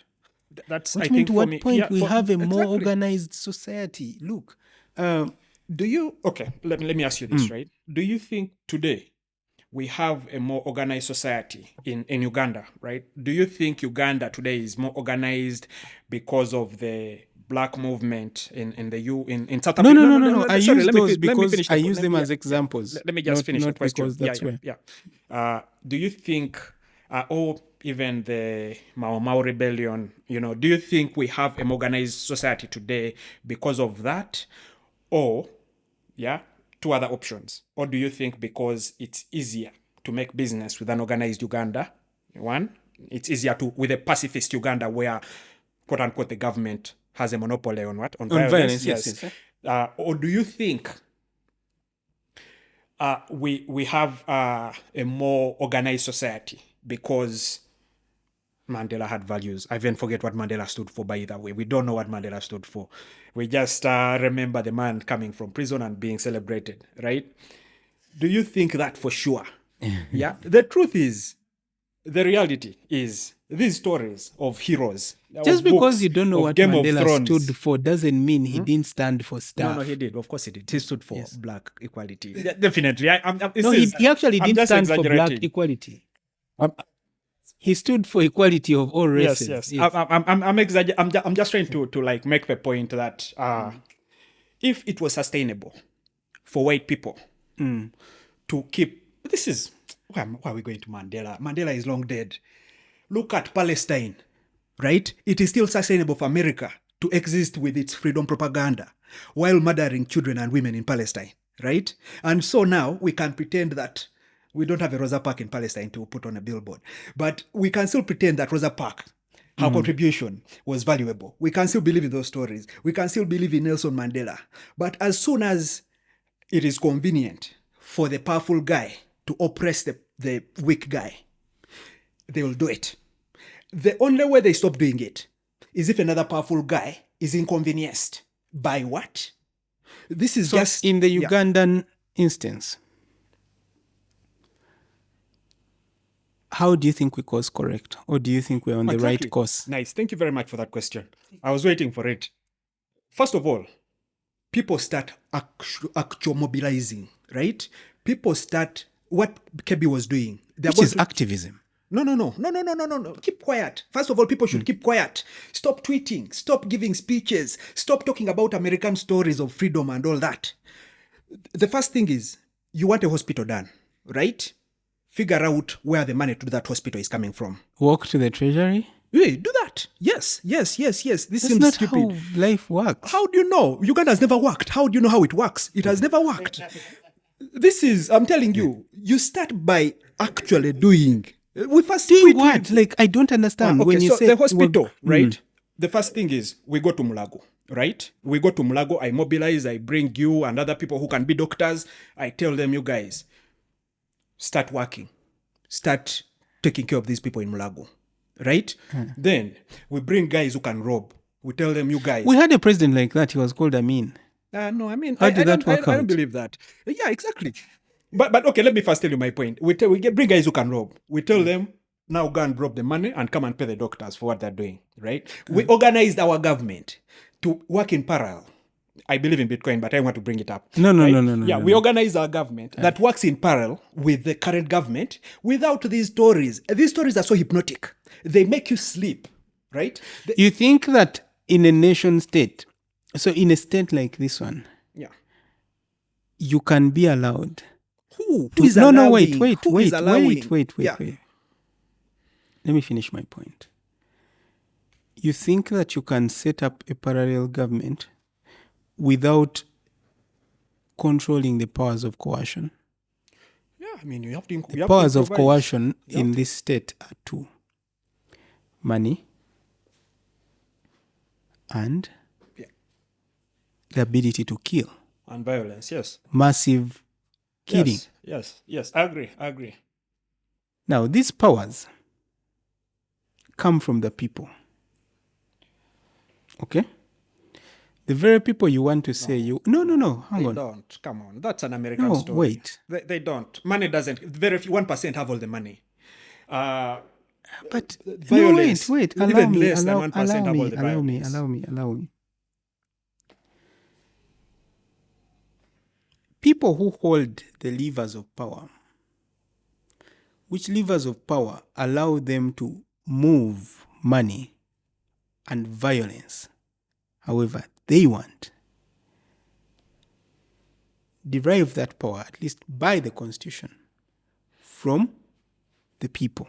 Yeah, but you can bring No, up the wait. Constitution. Yes, because we exist in a society that should have laws. Now, if that deal is not working, you don't organize it by trying to out-hustle. Well, Someone who Constitution can actually says you do that. Yes, Doesn't it? wait. Yeah, okay. The Constitution gives you a way to do that. Yes.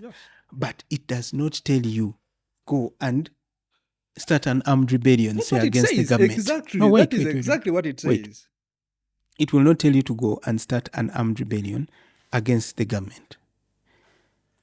If government has failed, how do you replace it? That's why I said, as a citizen, your job is to ensure that you limit the blood that has to be spilled in our streets if inevitably a government fails. Saying, let me go and set up Mulago, let me get you, the doctors, to come and work, assumes that everyone is altruistic. Remember my first question about altruism? I knew you'd eventually come back to that discussion. There's incentives that we as humans must have. Okay? The incentive for us to exist in a peaceful society is that we are able to work, earn wealth, raise our children, enjoy our lives, pass on an inheritance. You understand? We all should be invested in that. If it doesn't work, what happens? Shouldn't be go. No, what it should be. Tell me what it should be. Sorry, don't tell me what it shouldn't be. Tell me what it should be. If it doesn't work, organize, kick this leadership out, bring a new one. That's why I asked redefine the deal. But this isn't working without... Okay, so you're trying to avoid violence, which I also don't like, right? Yeah. I don't think violence is a solution because also like, what do they call that thing? It keeps going. Now, here for us, let me give you the exact Ugandan scenario. Our society has, when you look at our demographics, the people who are actually running this country, they make up 0.4% of the population. Mm-hmm. Assuming you're looking at people Museveni's age 80 and older. Yeah. Then the Otafires, 75 to 79, still 0.4%. I said this fairly recently. Now, the bulk of Ugandans are around 15 years of age. 15.7, 15.9. Okay? Median age. We don't categorize them as adults. Try and speak to your average 16-year-old about government, about leadership, about the role of a citizen, and you'll be saddened. Do you know why? Because these 80-year-olds are invested in the ignorance of this 16-year-old. People do not understand, do not know freedom. Because when they get to know freedom, they just might like it and demand for it. So your job as a citizen who is enlightened is not to say, this doesn't work, we are screwed. Your job is to understand what works and where is the next center of power. Okay. Me, I thought it is what works and how do we get to what works. But where is the next center of power? and this is where public square is playing, that the next center of power is in the young people who are not engaged in the political process. They cannot tell you who their minister of education is. They cannot tell you which branch of government is supposed to do X, Y, Z. You understand? They are so detached from public life. They are on TikTok. They are laughing at farts. They are looking to get laid. They are teasing each other about pimples. Because politics has been so bastardized and given a bad name that it is boring. So you recenter those kids and bring them back and meet them where they are. If it's TikTok, let them find a way of enjoying the political conversations. Let them find a way of engaging with public policy. If it's climate change and energy transition, how do we bring that message to those kids in a way that they understand? Because ultimately biology dictates that the guys who are running this country have an expiry date. Even if they are not killed by the masses, even if there's no rebellion, hopefully there is never one, those guys are going to transition. Then where are we living our society? Believe it or not, people who are 50 to 100 in this country are less than 15%. What kind of society is that? Is that the society where you want to raise your children? Is that a society that guarantees the freedoms of your grandchildren? No. So you start building that society now by investing your time in making sure those kids are enlightened and know their rights. I think that I want to say agree, but I agree. But it's fundamentally the truth. Yes, okay. But have you ever wondered? And again, I read, you know how I told you I was so impressed by the Bitcoin paper. The other document that I've read, you know, I told you I don't like to read so much. Rebellion is attractive. No, sorry. The other no. That's why you like those things. Bitcoin is not rebellion. Raging against the machine. No. Sorry. The other document that I've read, and I was like, this is the solution for society. How does it not work? Turn it upside down. No, not turn it upside down. It's the Marxist thing, the Lennon and Marx paper on communism, the Communist Manifesto. The Communist Manifesto. Yes, exactly. So those are like, so at least for communism, we know, I'm not the only one who was persuaded by that. It is generally very persuasive, right? Actually, I think now Americans teach it in school. But the experiment happened. The experiment happened. And what we know is, in order to equalize people, you have to use excessive violence. To the extent that you have to kill Mao did that in China. Yeah. How did that work out? Yeah. So here's the thing, right? You see, the thing is, we tend to go to history. Yes. So most of the people in public square actually are Marxist. I agree. But the problem with I wouldn't call myself Marxist. So I understand the theory. Exactly. But the problem with calling China's success today, like attributing that to communism, I think is not accurate.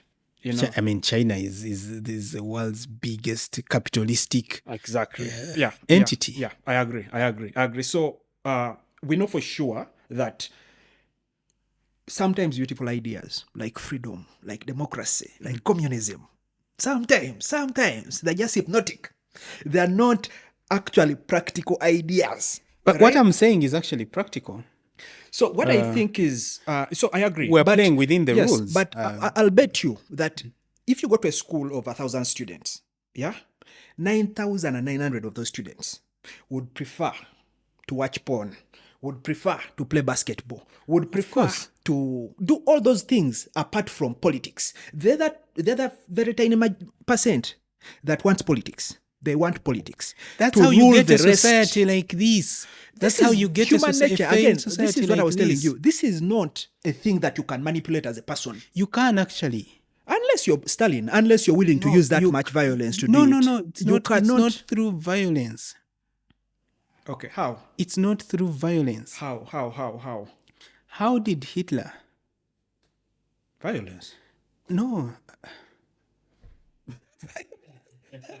That one is obvious. Hitler used violence, yes. No. How else? You're talking about his push all over Europe. What other stories? Okay, yeah, the How- persuasive story of getting the boogeyman and the thing that we are now doing with. No, wait. How did Nazi ideology take root in Germany? These were guys who pioneered making of automobiles. They made the finest automobiles. They had very brilliant engineers. They had, they were advanced. No, wait, let me land I wanted to my answer your point. question, but go on, please. Yes. Let me land my point. They were building the latest technology. They're super intelligent. Yeah. But somehow they believed in the concept of the superior race. They believed in wiping out fellow humans simply because they were different they were of a different race. How does that take root in society? It takes root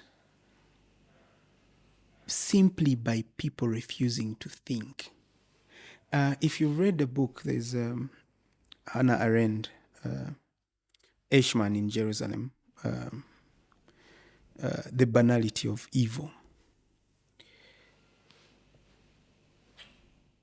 The Nazi ideology took root because people listened to stories and refused to think for themselves. I agree. I totally You understand? agree. I totally agree with that, yes. So, thinking and evil cannot exist in the same space. When thought interacts with evil, it sees emptiness. So the way you root out the Honorable Anita Amongs of this world from public space is by pushing the population to think, to question things, give them back their power. Take away the hypnotic effect that comes from these people flashing a bit of money that they've stolen. These people swinging around like they don't poop. These people, acting like they're superhuman.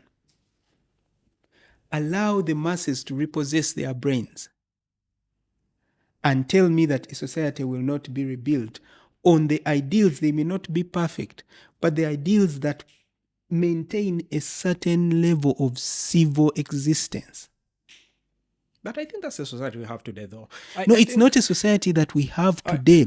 We have a society where a minister is going to drive a government car over the weekend to go and campaign in a party election. We have a society where a minister will go and have thousands, tens of thousands of people following him in the streets on a Monday morning because they are poor. They have no 2 coins to rub together. Their future has been robbed. Okay. With the loss of livelihoods. Your humanity is really almost inexistent. You're like a robot. You will dance to the tune of whoever has a bit of money because human nature dictates that we have to protect ourselves. We have to kind of we are self-preserving. Okay. If I'm starving and this minister has some coins to throw my way, I'm going to lick his shoe because the alternative is what? Death. That's how much we've reduced our people. Okay. So first of all, I think you're oversimplifying this. Because it's simple. Reducing it to no, it is not. And I'm going to let me make my point. You talked about licking shoes. The guy who is famous for licking another man's shoes. A calculator. Oh my goodness. We need to. He don't do it for money. So that at least one example to show that it is not money. The motive for people to lick other people's shoes. I still cringe when I look at that picture. Okay, but anyway, here is also the other way to look at this, right? Here is the other way to look at this.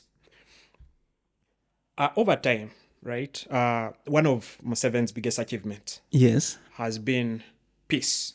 He has, I think, until he went to securing your future, No, for a while, that was his thing. That was his totem, campaign slogan, whatever, right? And the way he has achieved this, is pacifying the people, right? By getting them detached. No, pacifying works multiple ways. And this is also, Uganda is just like... but also when you say peace, I admire Museveni as a student of history, and I admire his marketing team. I don't think but that it's fair I think to take that away from him. I mean, for majority of his time, right? Right now, for example, we are going to carry this equipment, maybe leave at midnight. We are going to carry this equipment and go back home. And some of these guys, I'm going to drop them at a place where they have to walk. And very few of these guys worry that they're going to what? That the place is insecure, right? So in sense of personal security, people are peaceful at mine. It's getting a little bit worse now. Of course, he has overdone it. He has overdone what? The peace? No. The governing. I feel like he has lost. Okay, back up a bit. President Museveni, the period, I think he's a flawed human like any of us. I agree. I was telling someone the other day that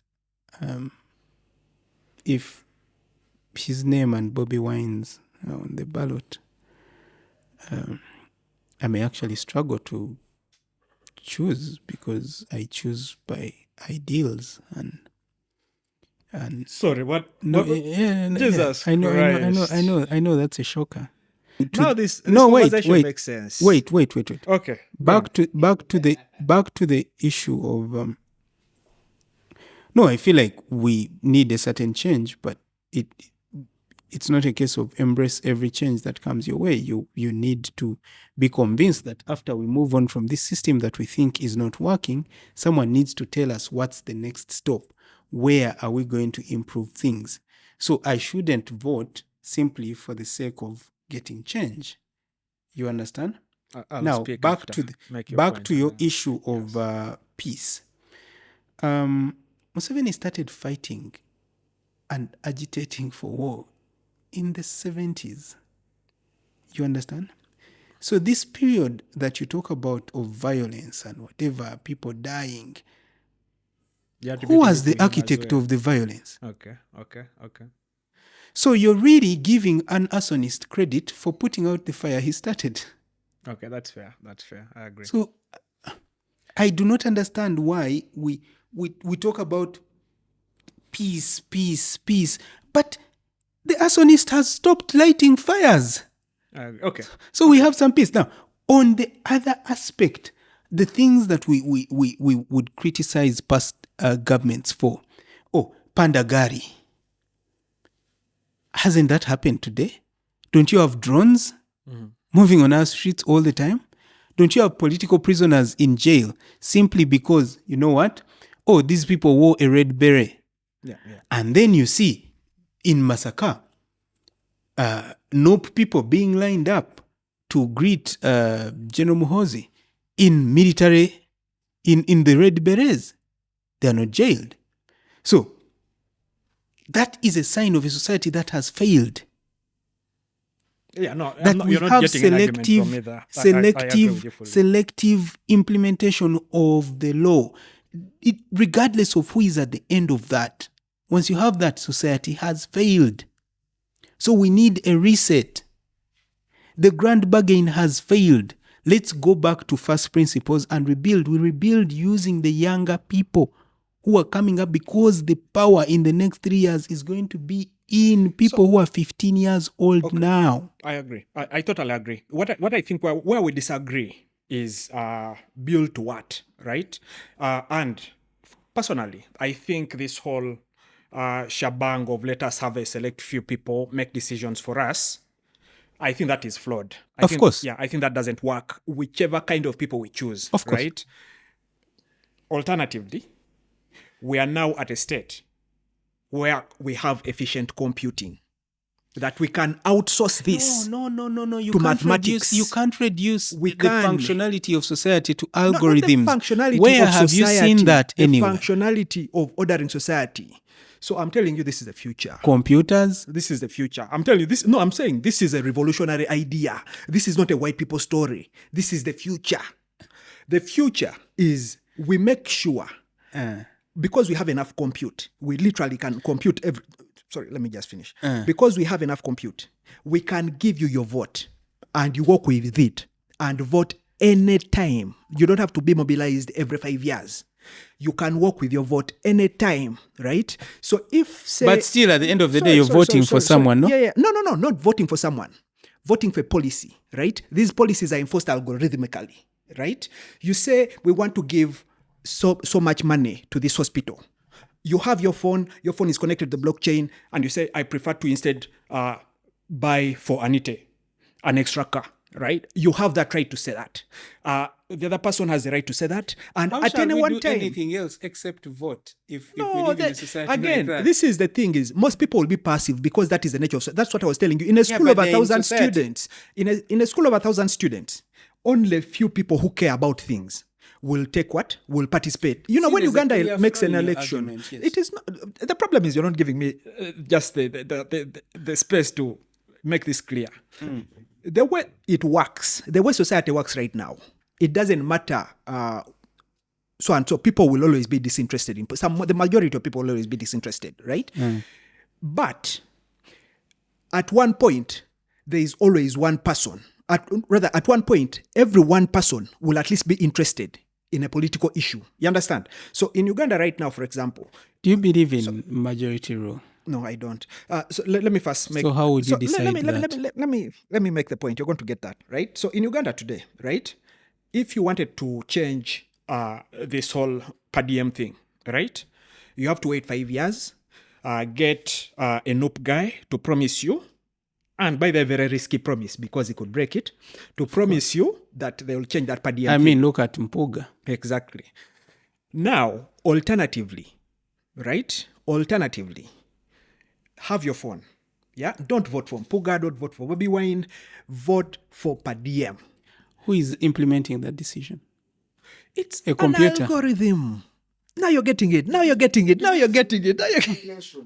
So simulation can only be run on Now you're getting it. Guys, this is not complex. This is not complex. This is how Twitter works. This is not complex at all. So you just want mindless humans running on the whim of code? I want humans to do human things. Humans to self-govern, to say, today I care about the hospital, I go and vote. Or I mobilize, I can pay Mark enough money to vote for me if he doesn't care about the issue, to vote for my position if he doesn't care all about I'm the hearing issue. you say is you're looking for different ways of organizing, but ultimately it's still humans that vote. Yes, You're because it's a society you're of people. making an argument for modernizing democracy. No.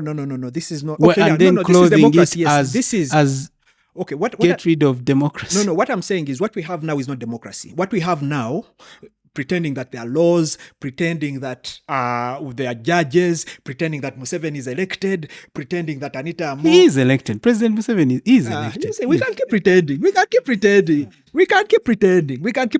Right? We can't do that. He's elected in a system that is flawed, and that is why I keep saying we need can't to keep fix the pretending. system. We can't keep pretending. To what? So in a what I'm way, suggesting to you is what we fix for as it long to. as he's sworn in as president, at that time we can make an argument that he's an illegitimate president or not, depending on which side of the political equation we are on. Now, the way to fix it is by not continuing to cry about his lack of legitimacy. It is by correcting the systems that produce presidents that we think are illegitimate. Yes, that system is So what I was get back describing to organizing. for you. That system is So what I for was you describing think for you. suddenly you will have computers run everything in a country where less than 4% are computer literate. How are you going to make that work? You've thrown in the word suddenly. I don't think it will happen suddenly. And So you have this thing painted out to work in how many years? 100. One thing I know for sure. Wait, one thing I know for sure is replacing this Are we parliament going with to a new exist in parliament of people. hypotheticals? In this country, Whatever we are talking about is hypothetical. society, the way society is. No president. Who's talking about presidents? I'm not talking about presidents. We don't want presidents. We don't want MPs. We don't want leaders. We are anarchists. We want to be mindless robots. No, we want to Dancing be to the mindful. tune I of- want to vote for a Dancing to policy. the tune of zeros and ones. Let me describe this for you. No, again, you guys are just refusing to understand this. Let me describe this for you in a clear way, right? Someone, any citizen, suggests that we want a hospital in Chanja, right? Any random I citizen. like Chanja, by the way. Yeah. It suggests we want a hospital in Chanja, right? This person, with his own funding, he goes door to door in Chanja, telling people, I have published a vote for a hospital in Chanja on the blockchain. Here is the link, right? People who care about the hospital, they go and say, yes, hospital. People who know for sure that this hospital is going to compete with theirs, they go and say, no to hospital, right? After this has been aggregated, money is collected from constituents who are affected by this, right? And used. What document underpins that transaction? It's an algorithm. It's an algorithm. That is the thing. Documents, what is that So you stuff? started off What by is documents? you're being a kakande. You started off. No, I'm saying it's in software. It's enforceable with mathematics. It is very, very enforceable. It is not documents. Document is when I agree with you, and then we pretend that I'm going to trust you forever. You understand? Trust. No trust. You vote, no or yes, we move forward. Then when... How much of the software running your phone was running it 2 years ago? No, very little. So you want us to Yes, divorce. Bitcoin has never changed. If you want to make the point of software growing. Bitcoin since 2008. I want to it has never avoid changed. this Bitcoin conversation. No, I'm saying it can change and it can't change as well. I want to avoid this Bitcoin conversation. I want to avoid. No, let's avoid this Bitcoin conversation. Bitcoin. You guys, come on, get serious. Let's do a podcast about Bitcoin. The actual conversation should be in how to organize society. You But that think is what that I'm you're describing going to to you. come up with some fancy algorithm Exactly. and Everything that is not a white person will story run- is some fancy algorithm. No, Everything that is no, not coming from New York or Britain or London or maybe Let's Russia. think for Uganda today and Uganda in 20 years. What percentage of Ugandans do you think will have access to a computer? In 20 years? 80%. 20 years? Where do you get this from? 80%. Okay. What percentage of Ugandans do you think have access let me tell you, to my first computer? job was in the UN. And what I was doing was measuring how many people acquire mobile phones in Uganda. Yes. Huh? Yeah. What's the mobile phone penetration? Mobile phone? It's... UBOS actually released some data fairly recently. I forget, but it's high. It's higher than 60%. It is really high. Mobile phone penetration. Mobile phone? You guys. Where you can access internet? No, not internet. Not internet. Not internet. It's higher than 60%. Not internet. Mobile phone penetration. Show me the numbers. It is high. That is the work I was doing. I'm telling you for sure. This work I've done. Right? Again, a lot of the pessimism today, first of all, is racist. It's assuming that for some reason, Ugandans are stupid. They cannot implement original ideas. This is true. This is true. This is true. Don't laugh. Don't laugh. It's, again, these You think we stories. have fine original ideas based off of what? Yeah. Algorithms. No. Again, this ridiculing thing, like this is what I'm saying. Some ideas actually original. You're pushing a pie in the sky argument and you're somehow... How can we verify that data, Kenya? Yeah, it's 63% mobile phone penetration. So the thing is, to be honest, yeah, computing, and by the way, what they measure as mobile phone penetration, they don't account for people sharing mobile phones, right? So in a household that has 10 people and has one phone, they assume that what? One of the 10.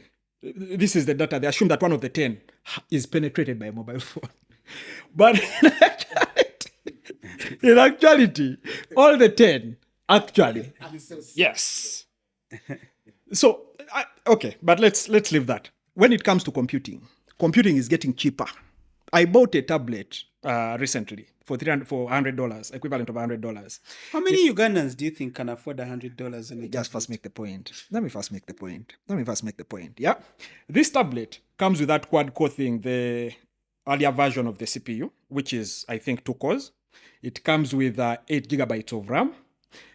When Bill Gates was founding Microsoft, the biggest RAM was 128 kilobytes. The technology in this phone is more than the technology that took humans to the moon. Exactly, yeah. So you're saying the sky is blue.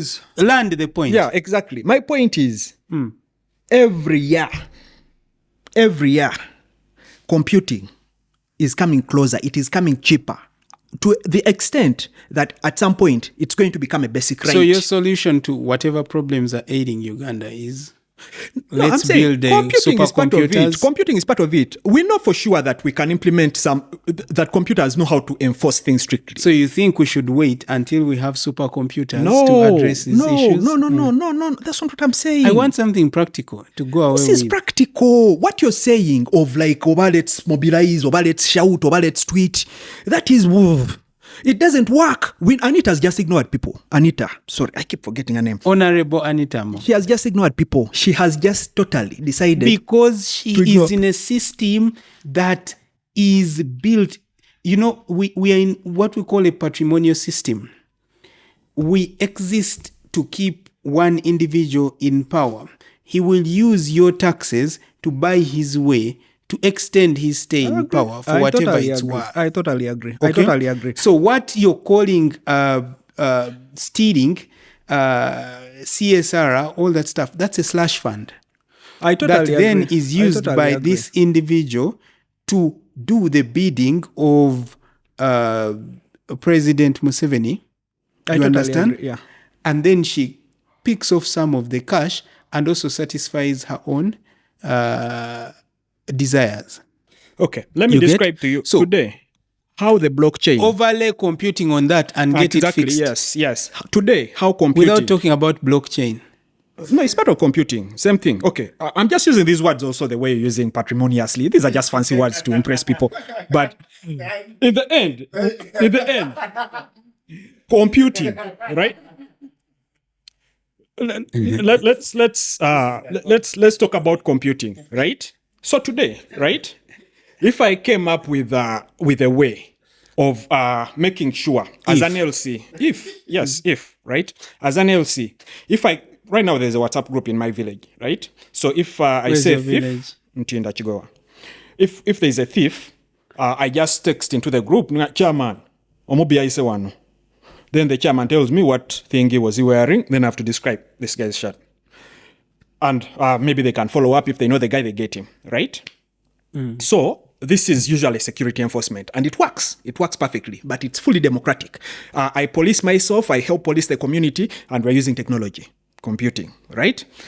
So alternatively, what if the chairman, right, was asking, guys, we have this resources, this amount of resources, right? The local government has given us this amount of resources. What should we use that money for? And then we put in the WhatsApp group, engudo, let's build a park for the kids. Chairman zitwalo zirie. Any idea is accepted. And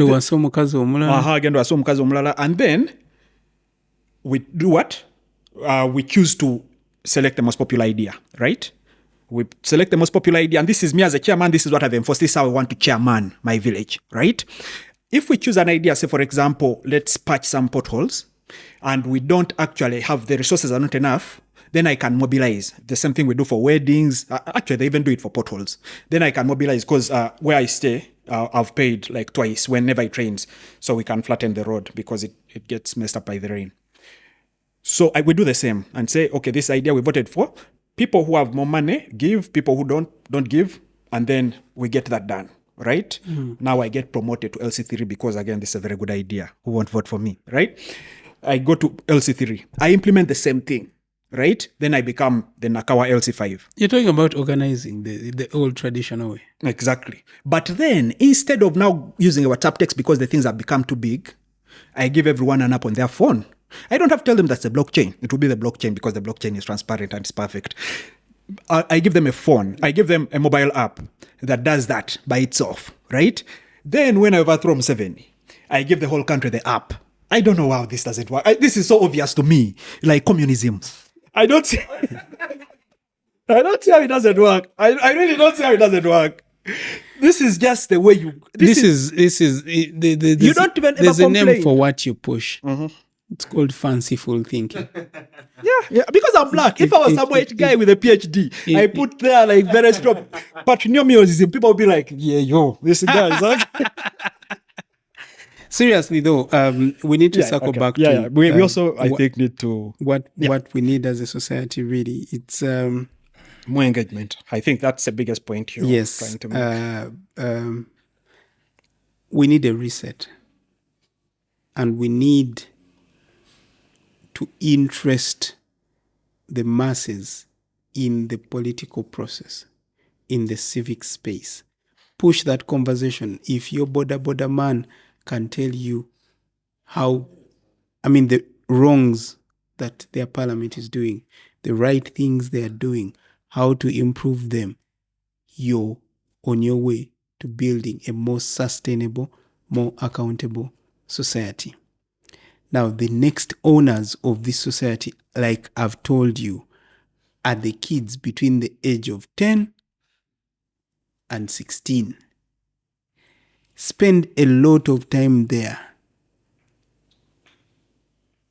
Teach them how to be more responsible citizens.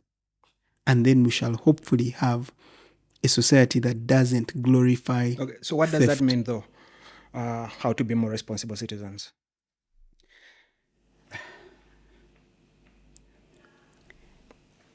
I remember telling you that humans don't have a nature. Humans have a history. Mm-hmm. It's the reason we ask the question that have our politicians let down our society, or has our society let down the politicians? Okay? Why is it that whoever we push into the political space somehow ends up self-enriching? That's a fundamental question we need to understand. Why is it that we've redefined what it means to be a public servant? Instead of the old traditional way that the Musevenis grew up on, that people like my father grew up on, why has it suddenly become about dipping your hands in state coffers and walking away with whatever chunk you can get? Is that a sustainable society? The answer is no. Does it help to say, next year, my area MP who has refused to tell me whether he ate or not, he has dodged that question. I'll still ask him, Nyeko. Next year, if we kick out Nyeko and put in the next guy, chances are the next guy is going to do the same bloody thing. Yeah. We're fishing from the same lake. Mm-hmm, mm-hmm. Can we clean up the waters? You clean up the waters. I told you I grew up close to a well. We used to clean up that well. If it wasn't cleaned, you started getting brown waters. Get brown waters, it's bad for business. The process of building more accountable societies never stops. You have to make it a habit to constantly engage citizens and channel their energy and their thought process towards issues that actually matter. If it's the environment, talk about it. Talk about the values of planting trees. We are now experiencing a heat wave that's almost the worst heat wave we've ever experienced in the last 50 years. How do you use that to tell someone like a 13-year-old like my daughter, this is why you need to have trees planted? Mm-hmm. You understand? Then follow it up. How many trees have you planted? You build active citizens that way. Nice. That's how you clean the well. I see. Yeah. What about the boredom question, though? Because I think also people take that for granted, but politics is boring. politics is not boring. Politics is what runs everything. Yes, it does, but it's boring. In every part of the world. It really does, but it's boring. No, that's just a point of view. I think that's your point of view, but you see, if you understand that you are because of politics, that you were immunized, Museveni says, Bazukulu, you were immunized, that's why you didn't die.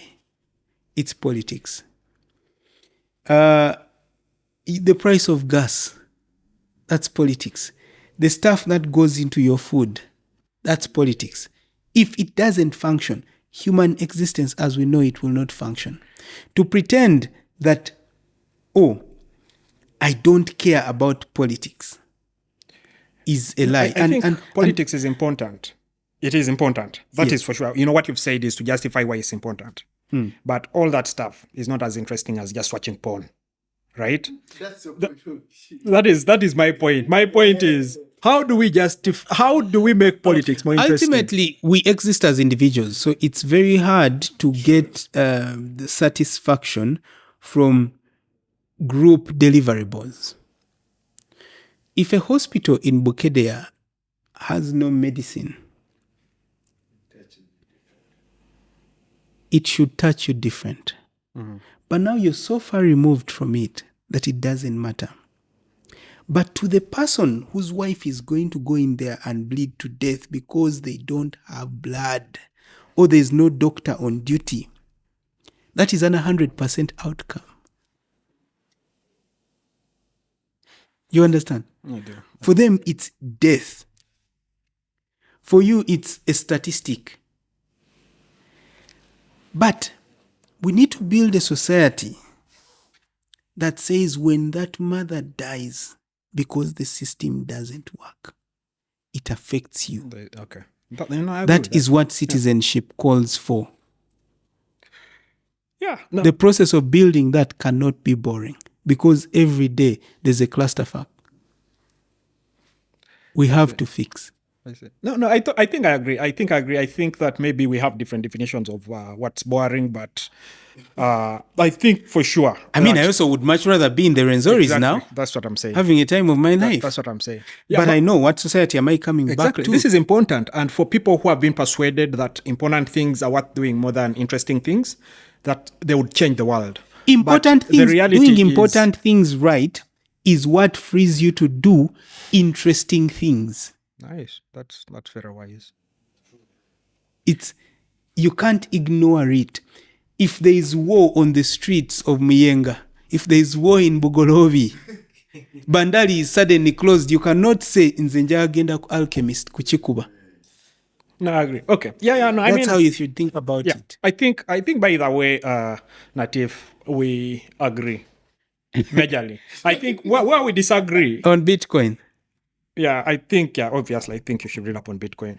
It's I have actually. Yeah. Okay. I think where we disagree though is what should be the next stage of us, the next generation of our society, right? Citizen engagement. Yes, I think, in my opinion, obviously, I think that that has been tried. It is tired, and let's try computers. It is a daily process. You see, the same way computers are rooted in science. Math. Yes, science. Science is not perfect. Math is. Sorry, computers are rooted in math. Yeah, I think it's science. So let's think about it all as science. Okay.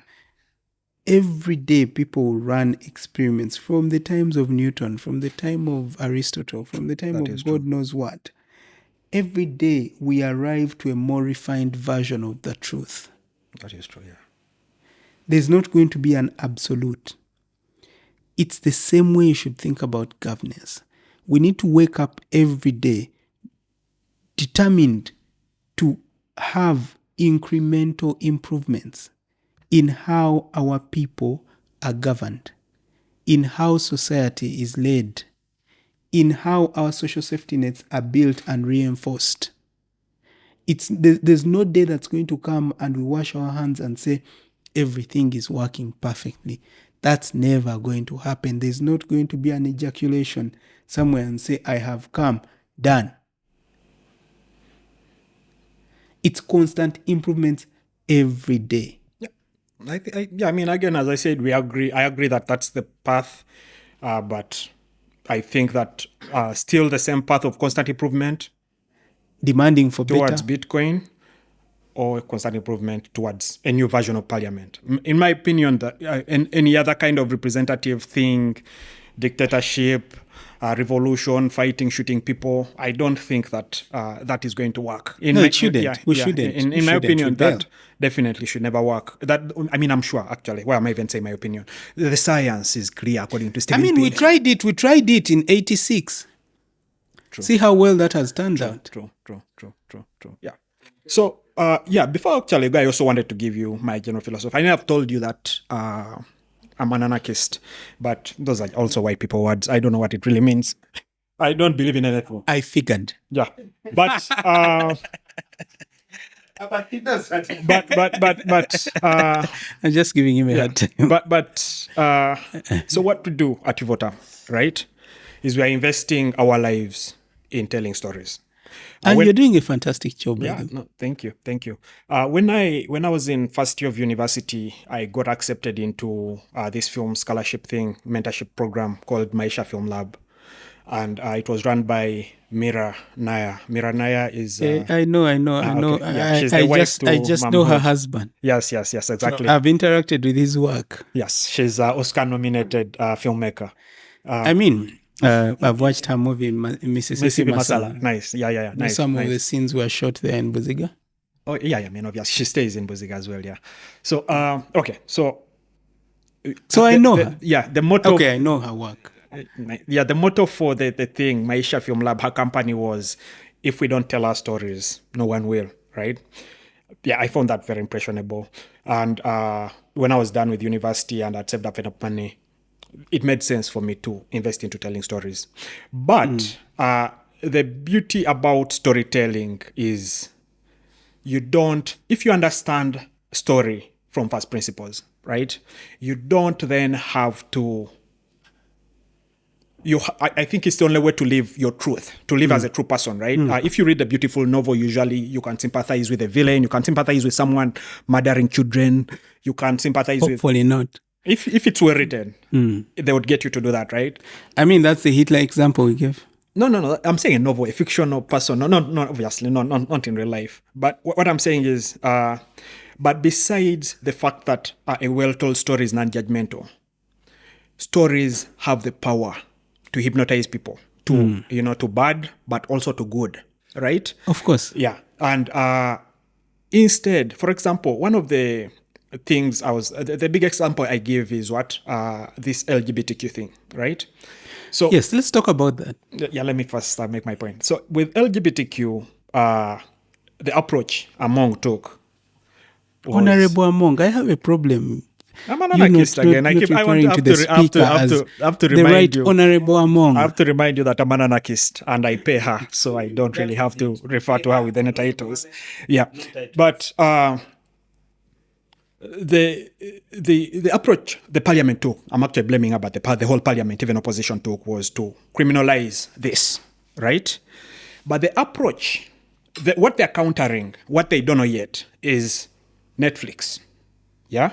So Netflix has content when you scroll through your first page, Netflix is going to show you at least one hot lesbian chick kissing.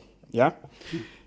And that approach is actually reaching out to the soul of the person. Yeah. So within What's the next your view on criminalizing homosexuality? I'm an anarchist. I think everyone should do what thou wilt. You've read Aleister Crowley. Shall be the whole of the law. That shall be the whole of the law. Love is the law.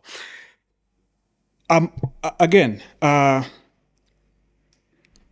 what Netflix is doing is more sustainable, right? In the end, this law is going to be rebuked by popular thingy change.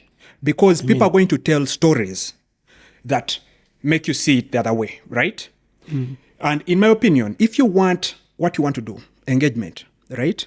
If you want to have people engage in politics, in the civic space, really, I don't want to reduce it to politics because a lot of the stuff we do has very little to do with. I agree. No, I agree. It's civic space. Yeah, in the civic space. If you want people more engaged in the civic space, you have to tackle the boredom concept.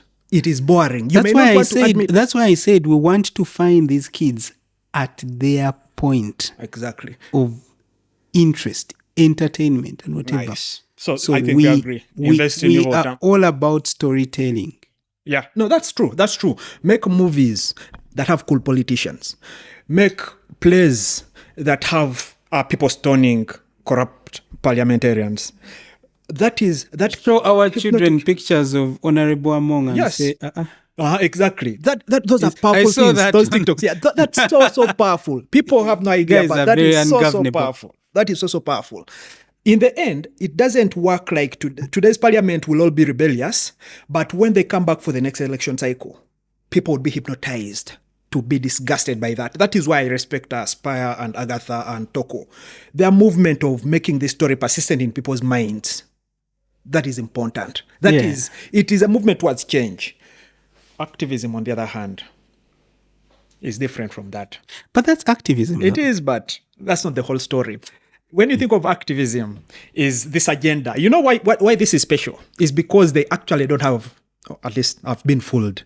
I don't see the agenda, right? They actually don't have an agenda. Activism, on the other hand, is we want women to get this, right? But if you ask the three of them independently, okay, so what? Yeah, including four of you. Yeah, why am I even referring to you as a fourth person, right? Both of you, like independently, describe to me what you expect to be the output of this. Unless I you've perfectly talked. prefer to have the light on my other Yes, colleague. unless you've talked to agree, everyone is going to tell you their own thing, right? Because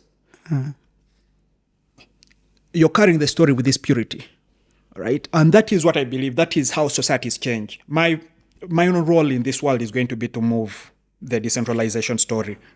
When you brought up that issue, again I asked you, Yeah. do you believe self-sacrifice and altruism are absolute? Absolute in what sense? Say, do you think what we are doing has no self-interest? Because you're saying there is no agenda.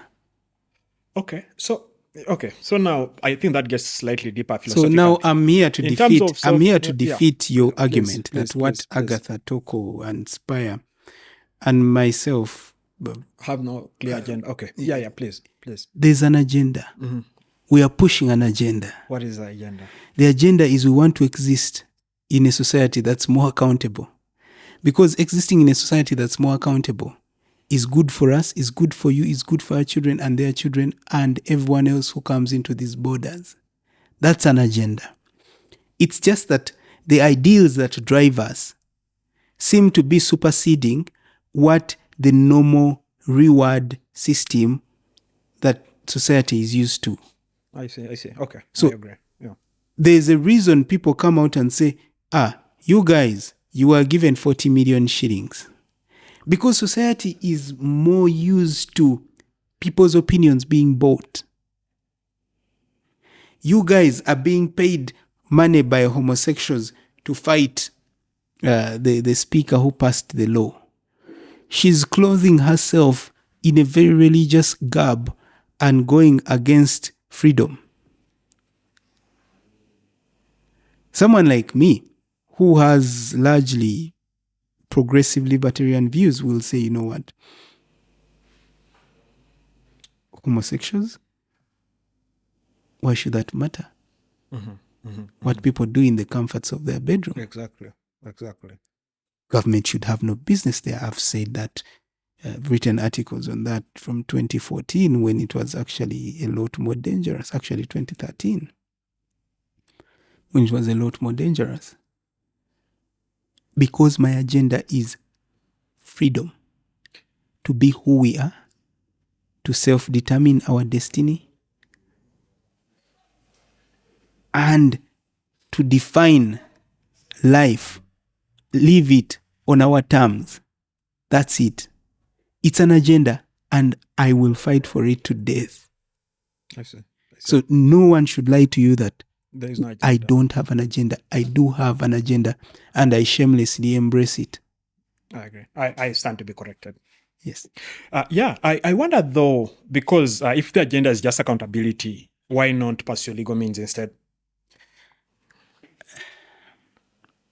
You see, all cards are on the table. Okay.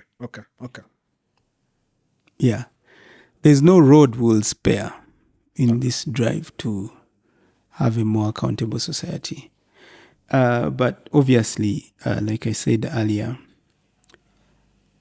it's very difficult to fight the oppressor using the oppressor's perfected systems. By the time I leave, you're going to be anarchist like me. I mean, you're sounding like my public square colleagues, Trevor and Junior. They are anarchists. Their idea of fixing Uganda is blow up the whole thing and start afresh. Very smart kids. Except on that. Yeah. Yeah, no, Natif, I think this has been interesting. I want to come back here to do another podcast. You're always welcome. My door is always open to. When I'm slightly more organized. Today I feel like I jumped up a bit because it's been a while since I did these things. I do appreciate your energy and your questions and conversation. I'm also like I think I respect the cause. I have a lot of respect for Spire. Thank you. I have a lot of respect for you. That you've done this activism thing.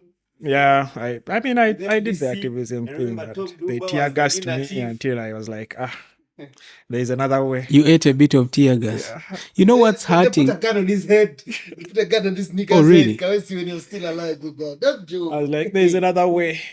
But now you see, sadly, now look at Kawesi. Exactly. This is why we need systems that work for everyone. A guy fought so hard, put a gun to your head. He died by that sword. No one knows who killed him. Yeah, but so when I tell you the agenda should be a society that avoids deaths like Kawesi's, and people like Kawesi, who still exist today, have a duty to create such a society. Mm-hmm. And activism and building a mass movement of people to agitate for causes like this is how you do it. Thank you, Natif. Thank you too. Thank you. This has been good. I wonder how long we've spoken for. It's now 2 hours 40 minutes. Plus like the other card had like 1 hour actually, like 20 minutes. It was like 3 hours.